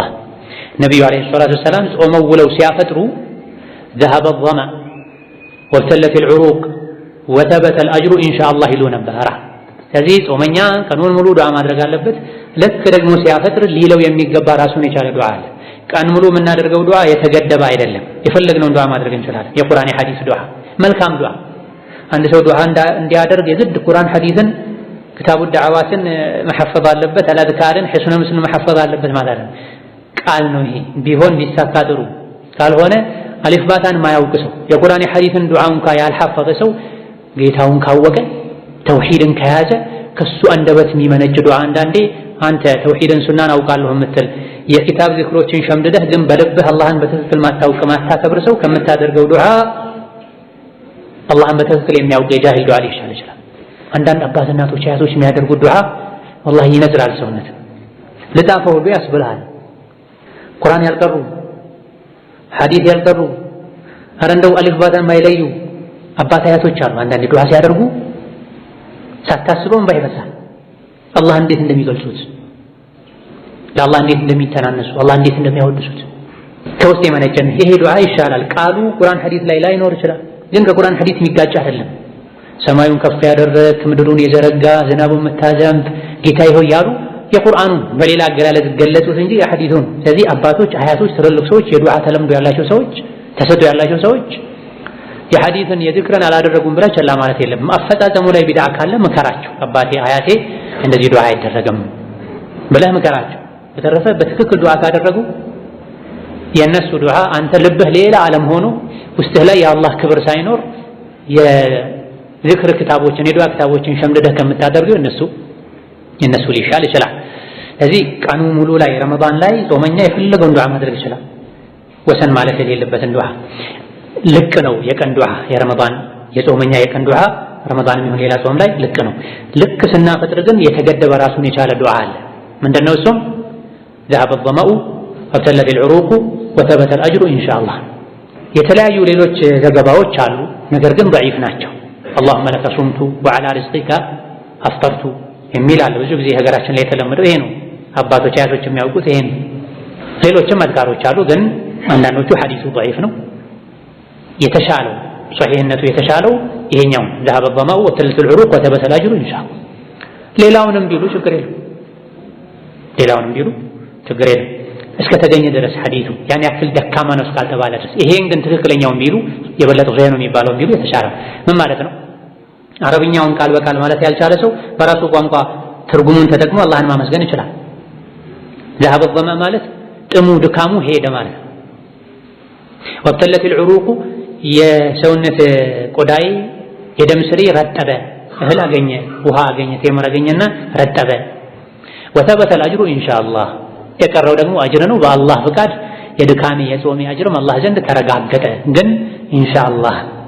ስለዚህ ይሄን በቃል መሐፈዝ የቻለ ሰው ሐፍዞ ማለት አለበት። ሶስት ቃላቶች ናቸው። ذهب الظمأ وابتلت العروق وثبت الأجر إن شاء الله። ذهب الظمأ ጥሙ ተቆረጠ ተወገደ። ወሰለት العروق የደም ስሬ መረጠበ ሰውነቴ ደርቆ የነበረው መርጠብ ጀመረ የቀረው አጅር ነው አጅሩ ደግሞ በአላህ ፈቃድ ተረጋገጠ ይባላል በአረብኛ ያልቻለ ሰው በራሱ ቋንቋ ሊለው ይችላል وثبت الأجر የሚባለው ላይ ኢንሻአላህ ለምን ገባ የተባለ እንደሆነ قدم دعاء ላይ ኢንሻአላህ ተብሎ ተብሏል أليس كذلك هذا سؤالك يا عبد الله تحرك راسك هنا عند አጠቃላይ የጾመ ሰው የሚያገኘው አጅር አለ አላህ ተባረከ ወተዓላ لا يضيع أجر المحسنين መልካም ስራ የሰሩ ሰዎችን ምንዳ ከንቱ አያደርግም በግለሰብ ደረጃ ግን አንተ 100% እርግጠኛ መሆን አይቻልም ለዚህ ነው ኢንሻአላህ የገባው እንደ አጠቃላይ የጾመኛ አጅር አለ እንደ አጠቃላይ የጾመኛን አጅር አገኛለሁ በልግን እኔ በግሌ ተምሮ አጠገቤ ነው ጎረስኩት ውሃ ጠጣሁኝ የደም ስሬ ዝውውሬ ተስተካከለ አየሁ ተረጋገጥኩኝ በዛ ልክ ግን የኔን ጾምን በግል ደረጃ ተምሮን የጎረስኩትን ያክል አጅሩን ማገኘሁት ቢይ እርግጠኛ መሆን አልችልም ለምን ጾም የሚያበላሹ ነገሮችን አድርጌ ሊሆን ይችላል አጅር የሚያሳጡ ነገሮችን ጥፋቶችን አጥፍቼ ሊሆን ይችላል ስለዚህ ምን አስፈልገው ድጋፍ አስፈልገው ምን ተባለ ኢንሻአላህ ተባለ እዚህ አንፃር ነው ለተበሩክ ነው አንድ ሁለተኛ አላህን የሚያስገድደው የለም የቂያም ቀን ሂሳብ ሰርተህ ዶክመንት ይዘህ እኔ ዱንያ ላይ 80 ዓመት ኖሬያለሁኝ እስከ 15ኛው ዓመት አልጾምኩም 80 ሲቀነስ 15 ይሄን ያክል ይሆናል የዚህ ያክል ዓመት ጾም ይሄን ያክላል ስለዚህ ይሄው ደረሰኛ አምጥቻለሁ አምጣ አጅሬን ብለህ አላህን መተሳሰብ አትችልም ኢንሻአላህ የተባለው ለዚህ ኢንሻአላህ የተባለው ለዚህ وكذلك ثبت الأجر የሚለው ማነቃቂያ ነው በየቀኑ ጾመን ውለን ስናፈጥር وثبت الأجر ትላለህ ሁሌ የዱዓ የዚክር አንዱ ጥቅም ይሄ ነው ትርጉሙን ማወቅ ደግሞ ሌላኛው ጥቅም ቃሉን እንለው ይሆናል ግን ምን ማለት ነው ብለን እናውቃለን ذهب الظمأ وابتلت العروق وثبت الأجر إن شاء الله ሁሌ ባፈተርን ቁጥር አጅሩ ጸና ያለ ነው አጅር አለኝ ማለት ነው ድካሙን ረሷል አንዳንድ ሰዎች ጾም በጣም ይከብዳቸዋል ሲጾሙ የሚያማቸው ሰዎች አሉ አሁንም ድሮ በታቢዒዎችም ዘመን ጾም አይችሉ ሲጾሙ የሚታመሙ ሰውነታቸው የሚያባብጥ ነበር ሌላ ግን ሲሰግዱ ያድራሉ ጂሃድ ያደርጋሉ የጂሃድ ተሰጥኦ ያላቸው አሉ የዒልም ተሰጥኦ ያላቸው አሉ የሰደቃ ተሰጥኦ ያላቸው አሉ የጾም ተሰጥኦ ያላቸው አሉ ሁሉንም አላህ ያገራላቸው አሉ አንዳንዱም ይከብዳቸዋል ስለዚህ ወተበተል አጅር የሚለው የትናንቱን ድካም እንድትረሳ ለአዲስ ለነገ የጾም ዒባዳ አቅም እንድታገኝ ያደርጋል ምን ማለት ወተበተል አጅር ማለት በቃል ማለቱ ብቻ በቂ አይደለም በልብ ይሄን ማስተዋል ይገባል መቼ ነው ይሄ ዝክር የሚባለው ذهب الظمأ وابتلت العروق وثبت الأجر إن شاء الله የሚባለው ወይም በኢፍጣር ሰዓት የሚባለው ዝክር የሚደረገው መቼ ነው ሶስት አማራጭ አለው ልክ ዋና ቴምር ልንቀምስ ስንል አፋችን ላይ ስናስጠጋ ማለት እንችላለን ቴምር ከቀመሰን ውሃ ከጠጣን በኋላ ማለት እንችላለን ከበላን ከጠጣን በኋላ ማለት እንችላለን ذهب الظمأ የሚለው ይሄን ነው የሚያሳየው ጥሙ ተቋረጠ ምትለው ከጠጣህ በኋላ ነው ከበላህ በኋላ ነው ስለዚህ ካፈጠርክ በኋላ ነው የሚባለው ተብሏል አይደለም ልክ ልጀምር ስትል ነው ተብሏል ጥሙ ሊቋረጥ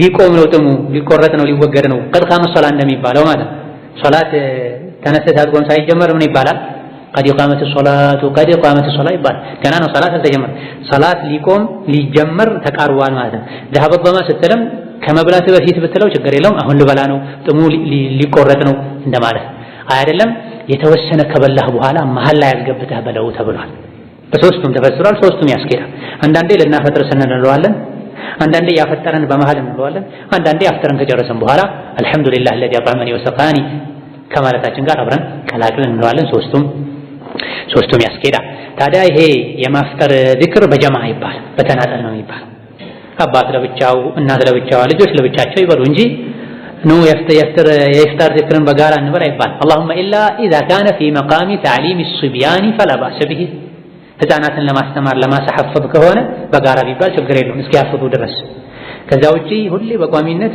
ቴምር ያዙና ነው በጋራ የፍጣር ዚክርን እንበል አይባልም ቢድዓ ነው ይህ ከጾም ጋር የተያዘ ዱዓ ሲሆን ሌላው ጾመን ውለን ማታ ስንሰግድ ከምሽት ሶላቶች ጋር ረመዳን ላይ ብቻ አይደለም ሌላ ጊዜም ከቁኑት ዱዓ ጋር ተያይዞ የሚደረግ ኢባዳ ጋር ተያይዞ የሚደረግ ዱዓ አለ የቁኑት ዱዓ ረመዳን ላይ ሁላችንም ምናውቀው ከፊሎች በማድረግ ከፊሎች በመቀበል አሚን በማለት ነገር ግን ትርጉሙ ምንድነው አደብስ አለው ወይ ይሄን ማወቅ አለብን ኢንሻአላህ አጠር አድርገን ይሄን እና ይሆናል ከሐሰን ኢብኑ አሊ የነብዩ አለይሂ ሰላቱ ሰላም የልጅ እንደተላለፈው ነብዩ አለይሂ ሰላቱ ሰላም የቁኑት ዱዓ የዊትር ዱዓ አስተማሩኝ። አለመኒ ረሱሉላህ ሰለላሁ ዐለይሂ ወሰለም ከሊማትን አቁሉሁነ ፊል ዊትሪ፣ አንዳንድ ዘገባዎች ፊል ቁኑቲ ብሏል። ዊትር ላይ ቁኑት ሳደርግ የማደርገውን ዱዓ ነቢዩ ዐለይሂ ሰላቱ ወሰላም አስተምረውኛል አሉ። የዱዓ ምርት የቁርአን ዱዓ ነው። የዱዓ ምርት ነቢይ ያስተማሩት ዱዓ፣ ነቢይ ሲያደርጉት የነበረ ዱዓ። ነቢዩ ዐለይሂ ሰላቱ ወሰላም ለልጅ ልጃቸው በጣም ነው የሚወዱት ለሐሰን የጀነት ወጣቶች አለቃ መሪ ላሉት ሰው ያስተማሩት ዱዓ ነው። ከሊማት አሉ ቀላል መሆናቸውን ለመግለጽ ነው። ዊትር ላይ የምላቸው ቁኑት ላይ የምላቸው አንዳንድ ዘገባዎች ላይ ቁኑት በሚልም ተገልጿል። ቁኑት ላይ ዊትር ላይ የማደርጋቸው ዱዓዎችን ቃላቶችን ነብይ ያስተማሩኝ ቃላት ናቸው። ቁኑት ላይ ዱዓ መርዘም የለበትም። ቁኑት ላይ ዱዓ መርዘም የለበትም። አንዳንዴ ይበልጥ ዱዓ ተስፋ የሚደረግበት አጋጣሚ ከሆነ ከፊት ሶላት ቀለል ብሎ ካለቀ በምክንያት አንዳንዴ ዱዓ ሊረዝም ይችላል እንጂ በመሰረቱ የቁኑት ዱዓ ከሊማት የሐዲሱ ቃል ነው። ቃላቶች ውስን ቃላቶችን አስተማሩ። ኢማም አሕመድ የቁኑት ዱዓ ምን ያክል ነው ገደብ አለው ሲባሉ ሱረቱል ኢንሺቃቅ የሚቀራበትን ያክል ጊዜ እንዲደረግ ብለዋል። ውስን ደቂቃዎች ናቸው። ከፊት መግቢያ የአላህ ውዳሴ ሊኖርበት ከአላሁመ ህዲና ፊመን ሀደይት ከሚለው የተወሰኑ አንዳንድ የአተር ዱዓዎች ሊጨመሩ ይገባል ይቻላል አንዳንዴ እንጂ ተራዊሑን ለመስገድ የተቆመውን ያክል ቁኑት ላይ የሚቆሙ ሰዎች አሉ። ሰዎች የተንቀጠቀጡ ለመውደቅ የሚቀርቡበት ሁኔታ አለ። በለፋው ሁሉ በቃ አረ ይበቃል ያሉ ሰዎች ተገኝተዋል በታሪክ ላይ። ሶላቱን ረስተውት ደንጓቸው አረ ይበቃል ብለው ለማስቆም የሞከሩበት እየደረሱ እዚያ ደረጃ መድረስ የለበት። አዎ ዱዓ ያስፈልጋል። በጣም ያረዝሙ ሰዎች ለምን ሲባሉ ዱዓ ያስፈልጋል ነው የሚሉት። አዎ ዱዓ ያስፈልጋል፣ ግን ዱዓ የሚደረገው ቁኑት ላይ ብቻ ነው። ሰዎች አንድ ሰዓት ገደማ በተራዊህ ቆመው ዝለው ደክመው መጨረሻ ላይ ግማሽ ሰዓት መቆም የለባቸው። በመጠኑ ቁኑት ላይ ይደረጋል፣ በመጠኑ ተሸሁድ ላይ ይደረጋል፣ በመጠኑ ስጁድ ላይ ይደረጋል፣ በመጠኑ ሌሊት ላይ ተነስተህ ታደርጋለህ። ቀኑን ሁሉ ስታደርግ ትውላለህና በግልህ ከሆነ የፈለከውን ያክል አድርግ። ከጀማ ከሆነ በመጠን መሆን አለበት። اللهم اهدني فيمن هديت وعافني فيمن عافيت وتولني فيمن توليت وبارك لي فيما أعطيت وقني شر ما قضيت إنك تقضي ولا يقضى عليك إنه لا يذل من واليت ولا يعز من عاديت تباركت وتعاليت የተገደበ ዱዓ ላይ መጨመር አይገባም። መጨመር ካስፈለገ ከኋላ ነው መቀጠል ነው የሚቻል። መሃል ላይ ቃላት መቀላቀል አይገባም። ወቂና ወስሪፍ ዐና ሸረ ማ ቀضይት ሰዎች አሉ። ወስሪፍ ዐና የሚለው የለም ሪዋያ ላይ እስከማውቀው ድረስ ወስሪፍ ዐና የሚል የለም። ስለዚህ ቁኑት ነብዩ ለሐሰን ያስተማሩት ራሱን ልናደርገው ከዛ በኋላ ሌላ ልንቀጥል ከፊት መግቢያ ልናደርግ ነው እንጂ የሚገባው ቃላቱ ላይ መጨመር አያስፈልግም። ቃላቱ ይሄን ይመስላል። ማዕናውን አጠር ባለመልኩ ስናይ اللهم اهدني فيمن هديت ለብቻችን ከሆነ اللهم اهدني እንላለን። ከሰው ጋር ከሆነሳ اللهم اهدنا። አንዳንዴ ህፃናትን ቁርአን ስለሐፈዙ ብቻ ያስገባቸውና ዱዓውን ሙሉ ለብቻቸው ያደርጉታል። اللهم اهدني فيمن هديت وعافني فيمن عافيت። ይሄ ደግሞ በግልጽ በሐዲስ ተከልክሏል። ኢማም ለብቻው ዱዓ እንዲያደርግ ተብሏል። የጋራ ዱዓ ሲሆን ማለት ጌታዬ ሆይ ከመራሃቸው ሰዎች ጋር ምራኝ፣ ሂዳያን ከረዘቅካቸው ሰዎች ጋር ሂዳያ ረዝቀኝ ማለት ምንድን ነው ሂዳያ? አላህ ተባረከ ወተዓላ የሚወደውን መንገድ መከተል መቻል ማለት ነው። ሙስሊም አድርገኝ፣ ሙእምን አድርገኝ፣ የተውሂድ ሰው አድርገኝ፣ የሱና ሰው አድርገኝ። አድርገኸኛል ሙስሊም፣ እዛ ላይ አጽናኝ። እስልምናዬን ኢማኔን አፋፋልኝ፣ አሳድግልኝ፣ ጨምርልኝ፣ እዛ ላይ እስከ መጨረሻ ምጸና አድርገኝ ማለት ነው። ከመራሃቸው ሰዎች ጋር አድርገኝ ማለት ተወሱል አለበት ውስጡ ላይ ፊመን ሀደይተ የመራሃቸው ሰዎች አሉ፣ ነብዮች፣ ሳሊሖች፣ አላህ የመራሃቸው ሰዎች አሉ። እነሱን መርተሃልና እኔንም ምራ ማለት ነው። ይሄ ነው ተወሱል የሚባል። አላህን በስራው ነው የምንጠይቀው፣ በመልካም ስሙ ነው የምንጠይቀው፣ በመልካም ባህሪው ነው የምንጠይቀው እንጂ በነብዮች፣ በሳሊሖች፣ በደጋጎች አይጠየቅም። አላህ አይገባም። በገሌ መጀል በገሌ ይሆንብህ አይባልም። اللهم اهدني فيمن هديت። ይሄ ተወሱል ነው ውስጡ ላይ ነብዮችን መርተሃል፣ ሳሊሖችን መርተሃል፣ ሙጃሂዶችን መርተሃል፣ ሸሂዶችን መርተሃል። ብዙ የመራሃቸው ባሮች አሉ፣ ያደልካቸው ያስተካከልካቸው አሉ። እነሱን እንዳስተካከልከው እኔን አስተካክለኝ፣ እነሱን በማስተካከልህ ይሁንብህ እኔንም አስተካክለኝ። በስራው እንጠይቀዋለን አላህ። ይሄ አላህን ያስደስተዋል። ኢህዲኒ የሚለው ሁሉንም ነገር ያካተተ ነው። የዱንያውንም የአኺራውን ጸባዬን የተስተካከለ አድርግልኝ፣ ስራዬን የተስተካከለ አድርግልኝ፣ ንግግሬን የተስተካከለ አድርግልኝ ወዘተ ማለት። ወዓፊኒ ፊመን ዓፈይት፣ ዓፊያ ከሰጣቸው ሰዎች ጋር ለኔም ዓፊያ ስጠኝ። ዓፊያ የስጋው ብቻ አይደለም፣ ሆድ ቁርጠት፣ ራስ ምታት ብቻ አይደለም። ነዓም አካላዊ ዓፊያ ስጠኝ አንድ ነገር ነው። ውስጣዊ ዓፊያም ስጠኝ። ከሽርክ ነፃ አውጣኝ፣ ሽርክ በሽታ ነው። ከኩፍር ነፃ አውጣኝ፣ ከቢድዓ ነፃ አውጣኝ፣ ከመጥፎ ባህሪ ነፃ አውጣኝ፣ ከጀሃነም ነፃ አውጣኝ። አፊያ አድርገኝ ማለት አፊን የሚለው በዚህ መልኩ በሰፊው ልንረዳው ይገባል። ወተወለኒ ፊመን ተወለይት አንተ ኃላፊያቸው ከሆንክ ሰዎች ጋር የኔም ኃላፊ አንተ ሁን። አንተ ጠብቀኝ፣ በአንተ ጥበቃ ስራ አድርገኝ ማለት ተወለኒ የኔ ኃላፊ አንተ ሁን። አላህ ኃላፊው የሆነ ሰው ምንም አደጋ አይደርስበትም። አላህ ይጠብቀዋል፣ አላህ ይንከባከበዋል። አደጋ ቢደርስበት እንኳ አደጋውን አላህ ቀለል ያደርግለታል። አደጋ ቢደርስበት እንኳ አደጋው ላይ ሰብር አላህ ይሰጠዋል፣ ትዕግስት ይሰጠዋል። ወመን ዩእሚን ቢላሂ ያህዲ ቀልበሁ። ሙሲባ ሁሉም ሰው ላይ ሊደርስ ይችላል። ነቢይም ላይ ሙሲባ አደጋ ደርሷል። ግን በአደጋው ጊዜ መጽናትን፣ መሰበርን፣ ማመዝገንን አላህ ይሰጠዋል። ወተወለኒ ፊመን ተወለይት ወደ ራሴ አስጠግተህ አትተወኝ ማለት ነው። ወደ ራሴ አስጠግተህ አትተወኝ፣ የኔ ኃላፊ አንተ ሆነ። እኔ ነፍሴ ደካማ ናት፣ ገደል ታስገባኛለች። ኢነ ነፍሰ ለአማረቱን ቢሱ። ሰው በራሱ ሊተማመን አይገባው። በትምህርት የትም ደረጃ ላይ ቢደርስ፣ በእድሜ በእውቀት የትም ደረጃ ላይ ቢደርስ፣ አዋቂ ነህ፣ ነገረ ፈጅ ነህ፣ የሀገር ሽማግሌ ነህ፣ የሀገር መሪ ነህ እንኳ ቢባል ሰው ነፍሱ ደካማ ናት። ነብዩ ሰለላሁ ዐለይሂ ወሰለም ወደ ነፍሴ አስጠግተህ አትተወኝ፣ በነፍሴ እንድመካ አታድርገኝ ያሉ ዱዓ ያደርጉ ነው። ፈላ ተክልኒ ኢላ ነፍሲ ጠርፈተ ዐይን። ለአንድ ዓመት ለአንድ ወር አይደለም፣ ለአይን ቅጽበት አይን ተከድኖ የሚገለጥበትን ያክል እንኳ እኔን ለኔ አትተወኝ። ገብቶናል? እኔን ለኔ አትተወኝ። ህፃን ልጅ ያለ እናቱ መኖር አይችልም አይደል? እኛ ያለ አላህ መኖር አንችልም። ጨቅላ ህፃን ልጅ እናቱ ታስፈልጓለች፣ እህቱ ታስፈልጓለች፣ ሞግዚቱ ታስፈልጓለች።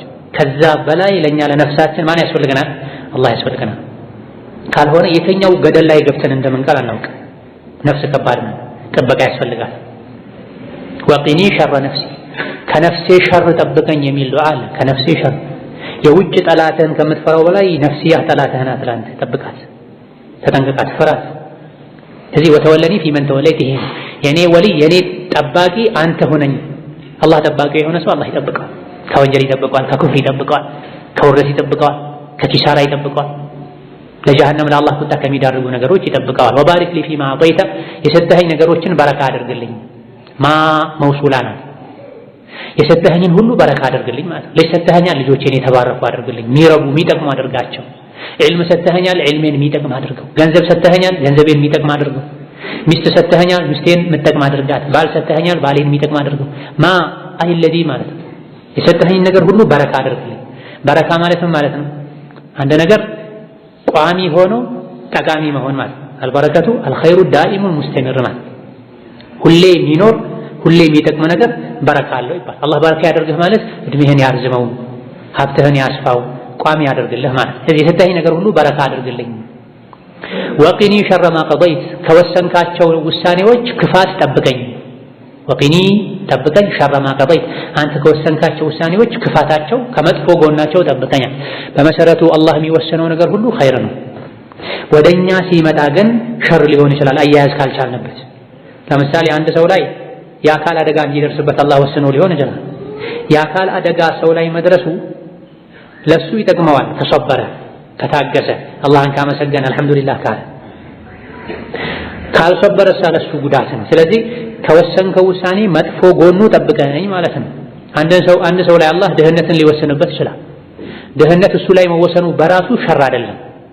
አንዳንድ ሰው ድህነት ሊያስተካክለው ይችላል። ሀብታም ሲሆን ይጠግባል፣ ያስቸግራል፣ ያምጻል። ግን የድህነቱን አያያዝ ካልቻለበት ያ ውሳኔ ለሱ መጥፎ ሆነ ማለት ነው። ስለዚህ አላህ የሚወሰናቸው ነገሮች በሙሉ ለሰው ልጅ ኸይር ናቸው። ሰው ልጅ ጋር ሲደርሱ ግን አቀባበሉ ሸር ሊሆን ስለሚችል አንተ ከወሰንከው ውሳኔ መጥፎ ነገር ጠብቀኝ። ሀብታም የነበሩ ባለሀብት የነበሩ ሰዎች ሲያጡ ሊከፍሩ ይችላሉ፣ አላህ ይጠብቅ። ጤነኛ የነበሩ ሰዎች በአካል ህመም ሲሰቃዩ ሰብር ሊያጡ ይችላሉ፣ አላህ ይጠብቅ።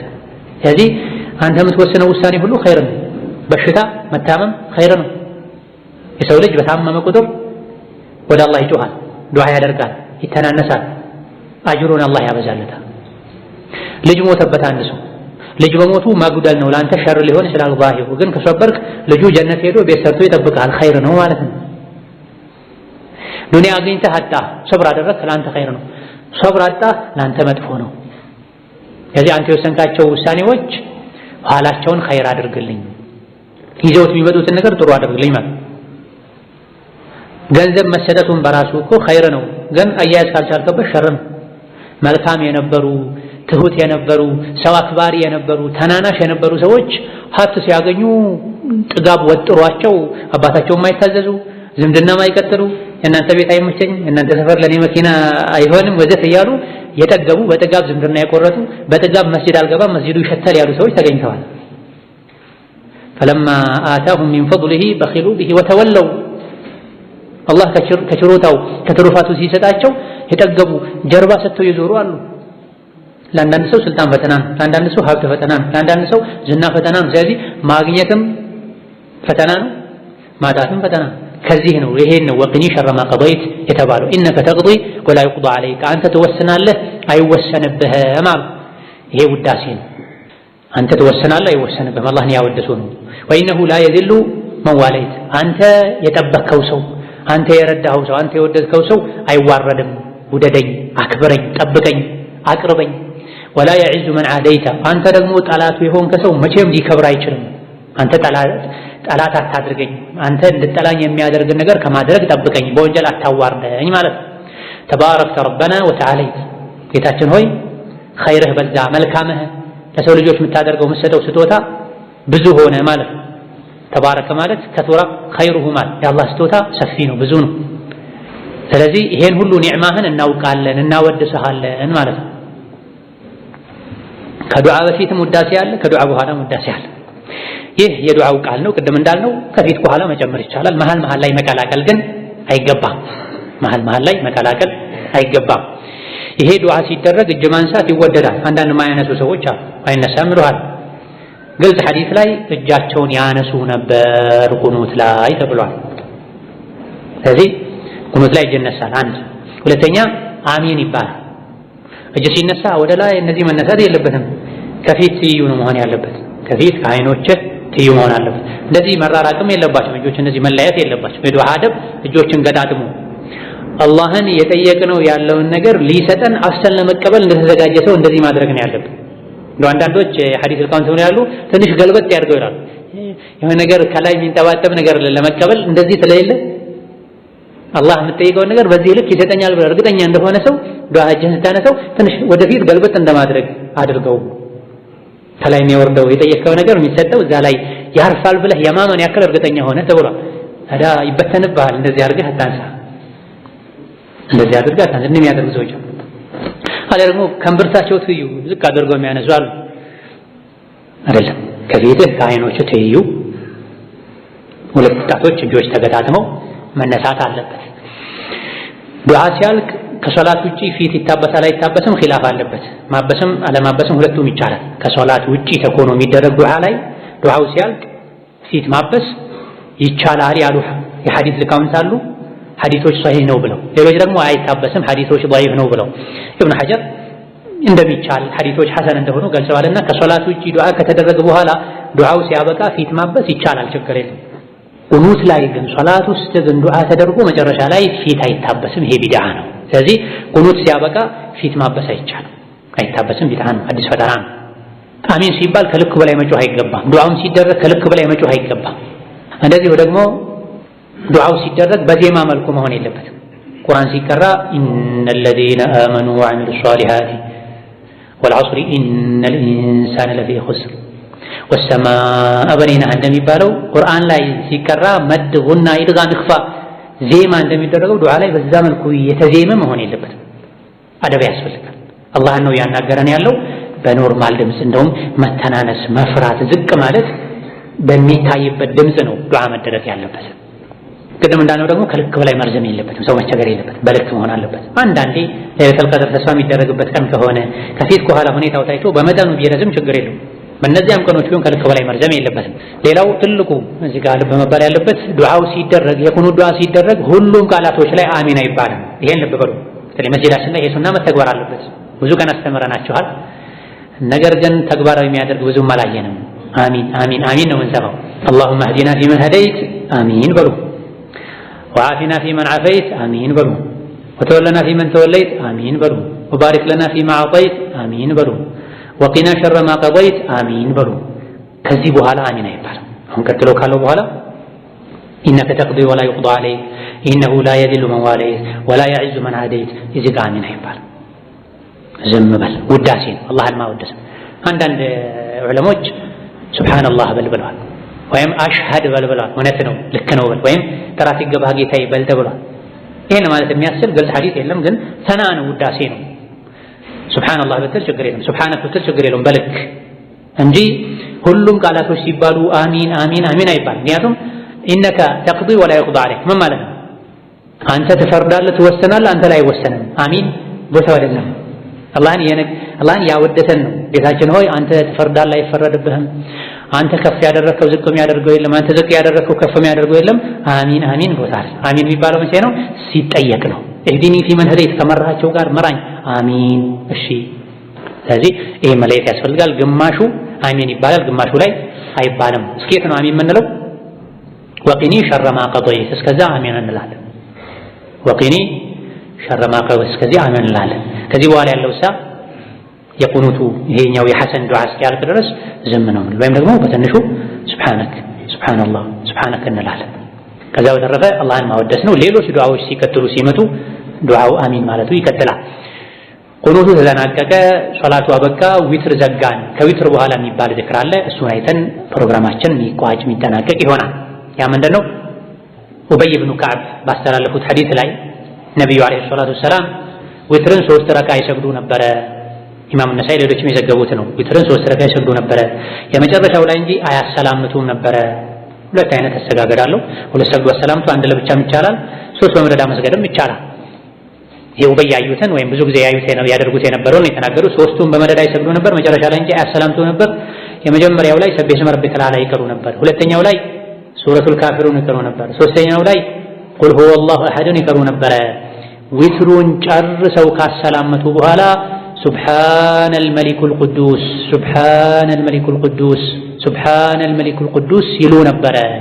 ሶስተኛውን ረዘም ያደርጉት ነበር። ሱብሓነል መሊኩል ቅዱስ ይሉ ነበር ሶስተኛው።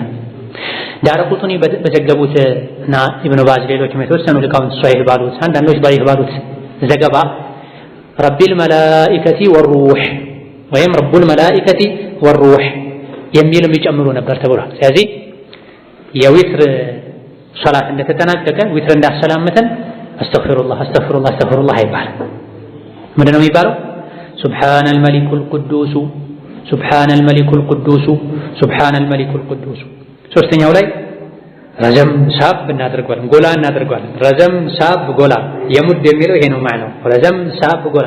የመጀመሪያዎቹን ሱብሓነል መሊኩል ቅዱስ ሱብሓነል መሊኩል ቅዱስ እንላለን። ሶስተኛው ላይ ሱብሓነል መሊኩል ቅዱስ እንላለን። በአንዳንድ ዘገባዎች ረቡል መላኢካ ወይም ረቢል መላኢከቲ ወሩህ ማለት እንደሚቻልም ተነግሯል። እችኛዋ ዚያዳ የዳረቁጡኒ ዚያዳ ضعيف ናት ያሉ ዑለሞች አሉ። አትጨመርም፣ አይ ሐሰን ነው ሶሒህ ነው ብለዋል። አንዳንዴ ይባላል፣ አንዳንዴ ይተዋል። እዘን ከዊትር ሶላት በኋላ ምን ይባላል? እስኪ ንገሩኝ። ማዳ ናም በዚህ መልኩ ደግሞ መሆን አለበት። አልቅዱስ ማለት ከጉድለት ከእንከን የጠራ ማለት ነው። ሱብሓነ አልመሊኩ አልቅዱስ ከሁሉ እንከን ከጉድለት ሁሉ የጠራው አላህ ጥራት ይገባው አጠራዋለሁ ማለት ነው። ከሶላት በኋላ የሚባሉ ዚክሮች ለሶስት ይከፈላሉ። ዚክሮችን ሶላቶችን በተመለከተ ዚክራቸውን በተመለከተ 3 አይነት ሁኔታዎች አሉ። ፈርድ ሶላቶች ሁላችንም የምናውቀው ከፈርድ ሶላት በኋላ የሚባለውን ዚክር እንላቸዋለን። አስተግፊሩላህ አላሁመ አንተ ሰላም ኢላ አኺሪ። ሌላው ሱና ሶላት 2 ሶላቶች ራሱን የቻለ ዚክር አለላቸው። የፈርድ ሶላትን ዚክር ሁላችንም እናውቃለን በሱናው መሰረት ማለት ነው። ሁለተኛው ሱና ሶላቶች ከሱና ሶላቶች ውስጥ 2 ሶላቶች ራሱን የቻለ ዚክር አላቸው። ምንና ምን? አሕሰን ሶላተል ዊትርና ሶላተል ዱሃ ራሱን የቻለ ልክ እንዳበቁ የሚባል ዚክር አለላቸው። ማን ነው? የዊትሩን ቅድም ነግሬያቸዋለሁ። ሱብሓነ አልመሊኩል ቅዱስ ሱብሓነ አልመሊኩል ቅዱስ፣ መጨረሻው ላይ ሱብሓነ አልመሊኩል ቅዱስ ረቡል መላኢከቲ ወሩህ እንላለን። እዘን ከሱና ሶላቶች ውስጥ 2 ሶላቶች እንዳለቁ ራሱን የቻለ ዚክር አላቸው። አንዱ ዊትር ነው፣ ሱብሓነ አልመሊክ አልቅዱስ ነው። ሁለተኛው ሶላተል ዱሃ ነው። ሶላተል ዱሃ እንዳበቃ 100 ጊዜ ረቢ ግፊርሊ ወርሐምኒ ወቱብ ዐለየ ኢነከ አንተ ተዋቡ ረሒም ወይም አንዳንዴ ኢነከ አንተል ገፉሩ ረሒም እንላለን። ረቢ ግፊርሊ ወርሐምኒ ወቱብ ዐለየ ረቢ ግፊርሊ ወርሐምኒ ወቱብ ዐለየ። ከዛ በኋላ ኢነከ አንተ ተዋቡ ረሒም የሚል ሪዋያ አለ። ኢነከ አንተ ተዋቡል ገፉር የሚል አለ። የፈለግነው እንላለን። ረቢ ግፊርሊ ወርሐምኒ ወቱብ ዐለየ ኢነከ አንተ ተዋቡ ረሒም፣ ረቢ ግፊርሊ ወርሐምኒ ወቱብ ዐለየ ኢነከ አንተ አተዋቡ ረሒም ወይም አንተ አተዋቡ አልገፉር 100 ጊዜ። አዱሃ ሶላት ከተሰገደ በኋላ 4 ደቂቃ 5 ደቂቃ ነው የሚበሳ። ለሶላቱ 10 ደቂቃ ስጥ፣ ለዚክሩ 4-5 ደቂቃ ስጥ፣ ለውዱ 5 ደቂቃ ስጥ፣ 20 ደቂቃ ሰጥተህ ሰግደህ ዝክር ብለህ 360 ሰደቃ እንደሰጠህ ይቆጠርልሃል። ሙሉ የሰውነት አካላቶችህ ሰደቃ እንዳወጣህላቸው ይቆጠራል። ብዙ አጅር ታገኝበታል። ከዚህ ውጪ ያሉ የሱና ሶላቶችሳ ራሱን የቻለ ዚክር የላቸው። የፈለከውን ዚክር ማለት ትችላለህ ሳታዘወትረው።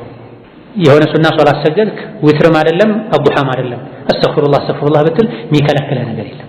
ላኢላሃ ኢለላህ አልሐምዱሊላህ ብትል የሚከለክልህ ነገር የለም። ግን ምን አታድርገው? ቋሚ አታድርገው። በቋሚነት የሚቻለው የቱ ነው? ከፈርዱ ሶላት በኋላ የሚባለው ተነግሯል፣ በቋሚነት በለው። ከአዱሃና ከዊትር በኋላ የሚባለው ተነግሯል፣ ራሱን የቻለ ተገድቦለታል፣ በቋሚነት በለው። ከሁለት ውጪ ያለው ከፈርድና ከነዚህ ከሁለት ሱናዎች ውጪ ያለው ሶላቱን እንደጨረስ ከፈለክ ዝም በል፣ ከፈለክ ዱዓ አድርግ፣ ከፈለክ የፈለከውን ዚክር በል፣ ከፈለክ ከፈርዱ ሶላት በኋላ የሚባለውን አስተግፊሩላህ በል፣ ችግር የለው። ግን ምን አታድርገው? ቋሚ አታድርገው። በቋሚነት ለመያዝ ምን ያስፈልጋል? ፍቃድ ያስፈልጋል። ፍቃድ የሚሰጠው ማን ነው? አላህና መልእክተኛው ናቸው። ለሁለቱ ብቻ ነው ፈቃድ የሰጡት በቋሚነት የሚባል ዚክር የገደቡት ማለት ነው።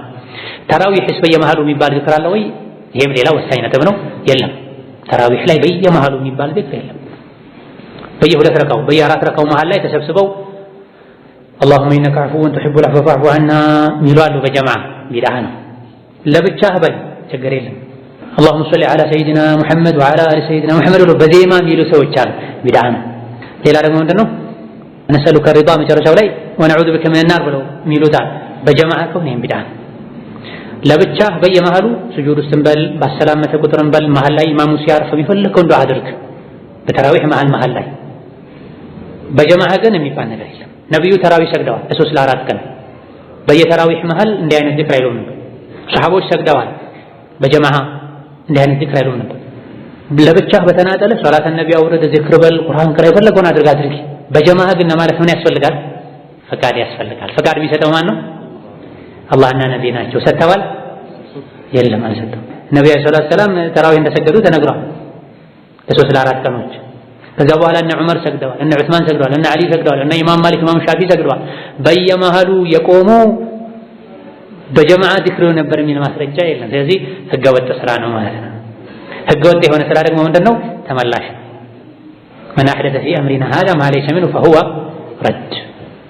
በዲን ጉዳይ ላይ እኛ ያላዘዝነውን የሰራ ሰው ስራው ተመላሽ ነው። ብዙ ተምታም የተመተሙ ሰዎች ሼክ የሚባሉ አንቱ የሚባሉ ሰዎች ሲያደርጉት ልታይ ትችላለህ። ፍቃድ የላቸውም እነሳቸው።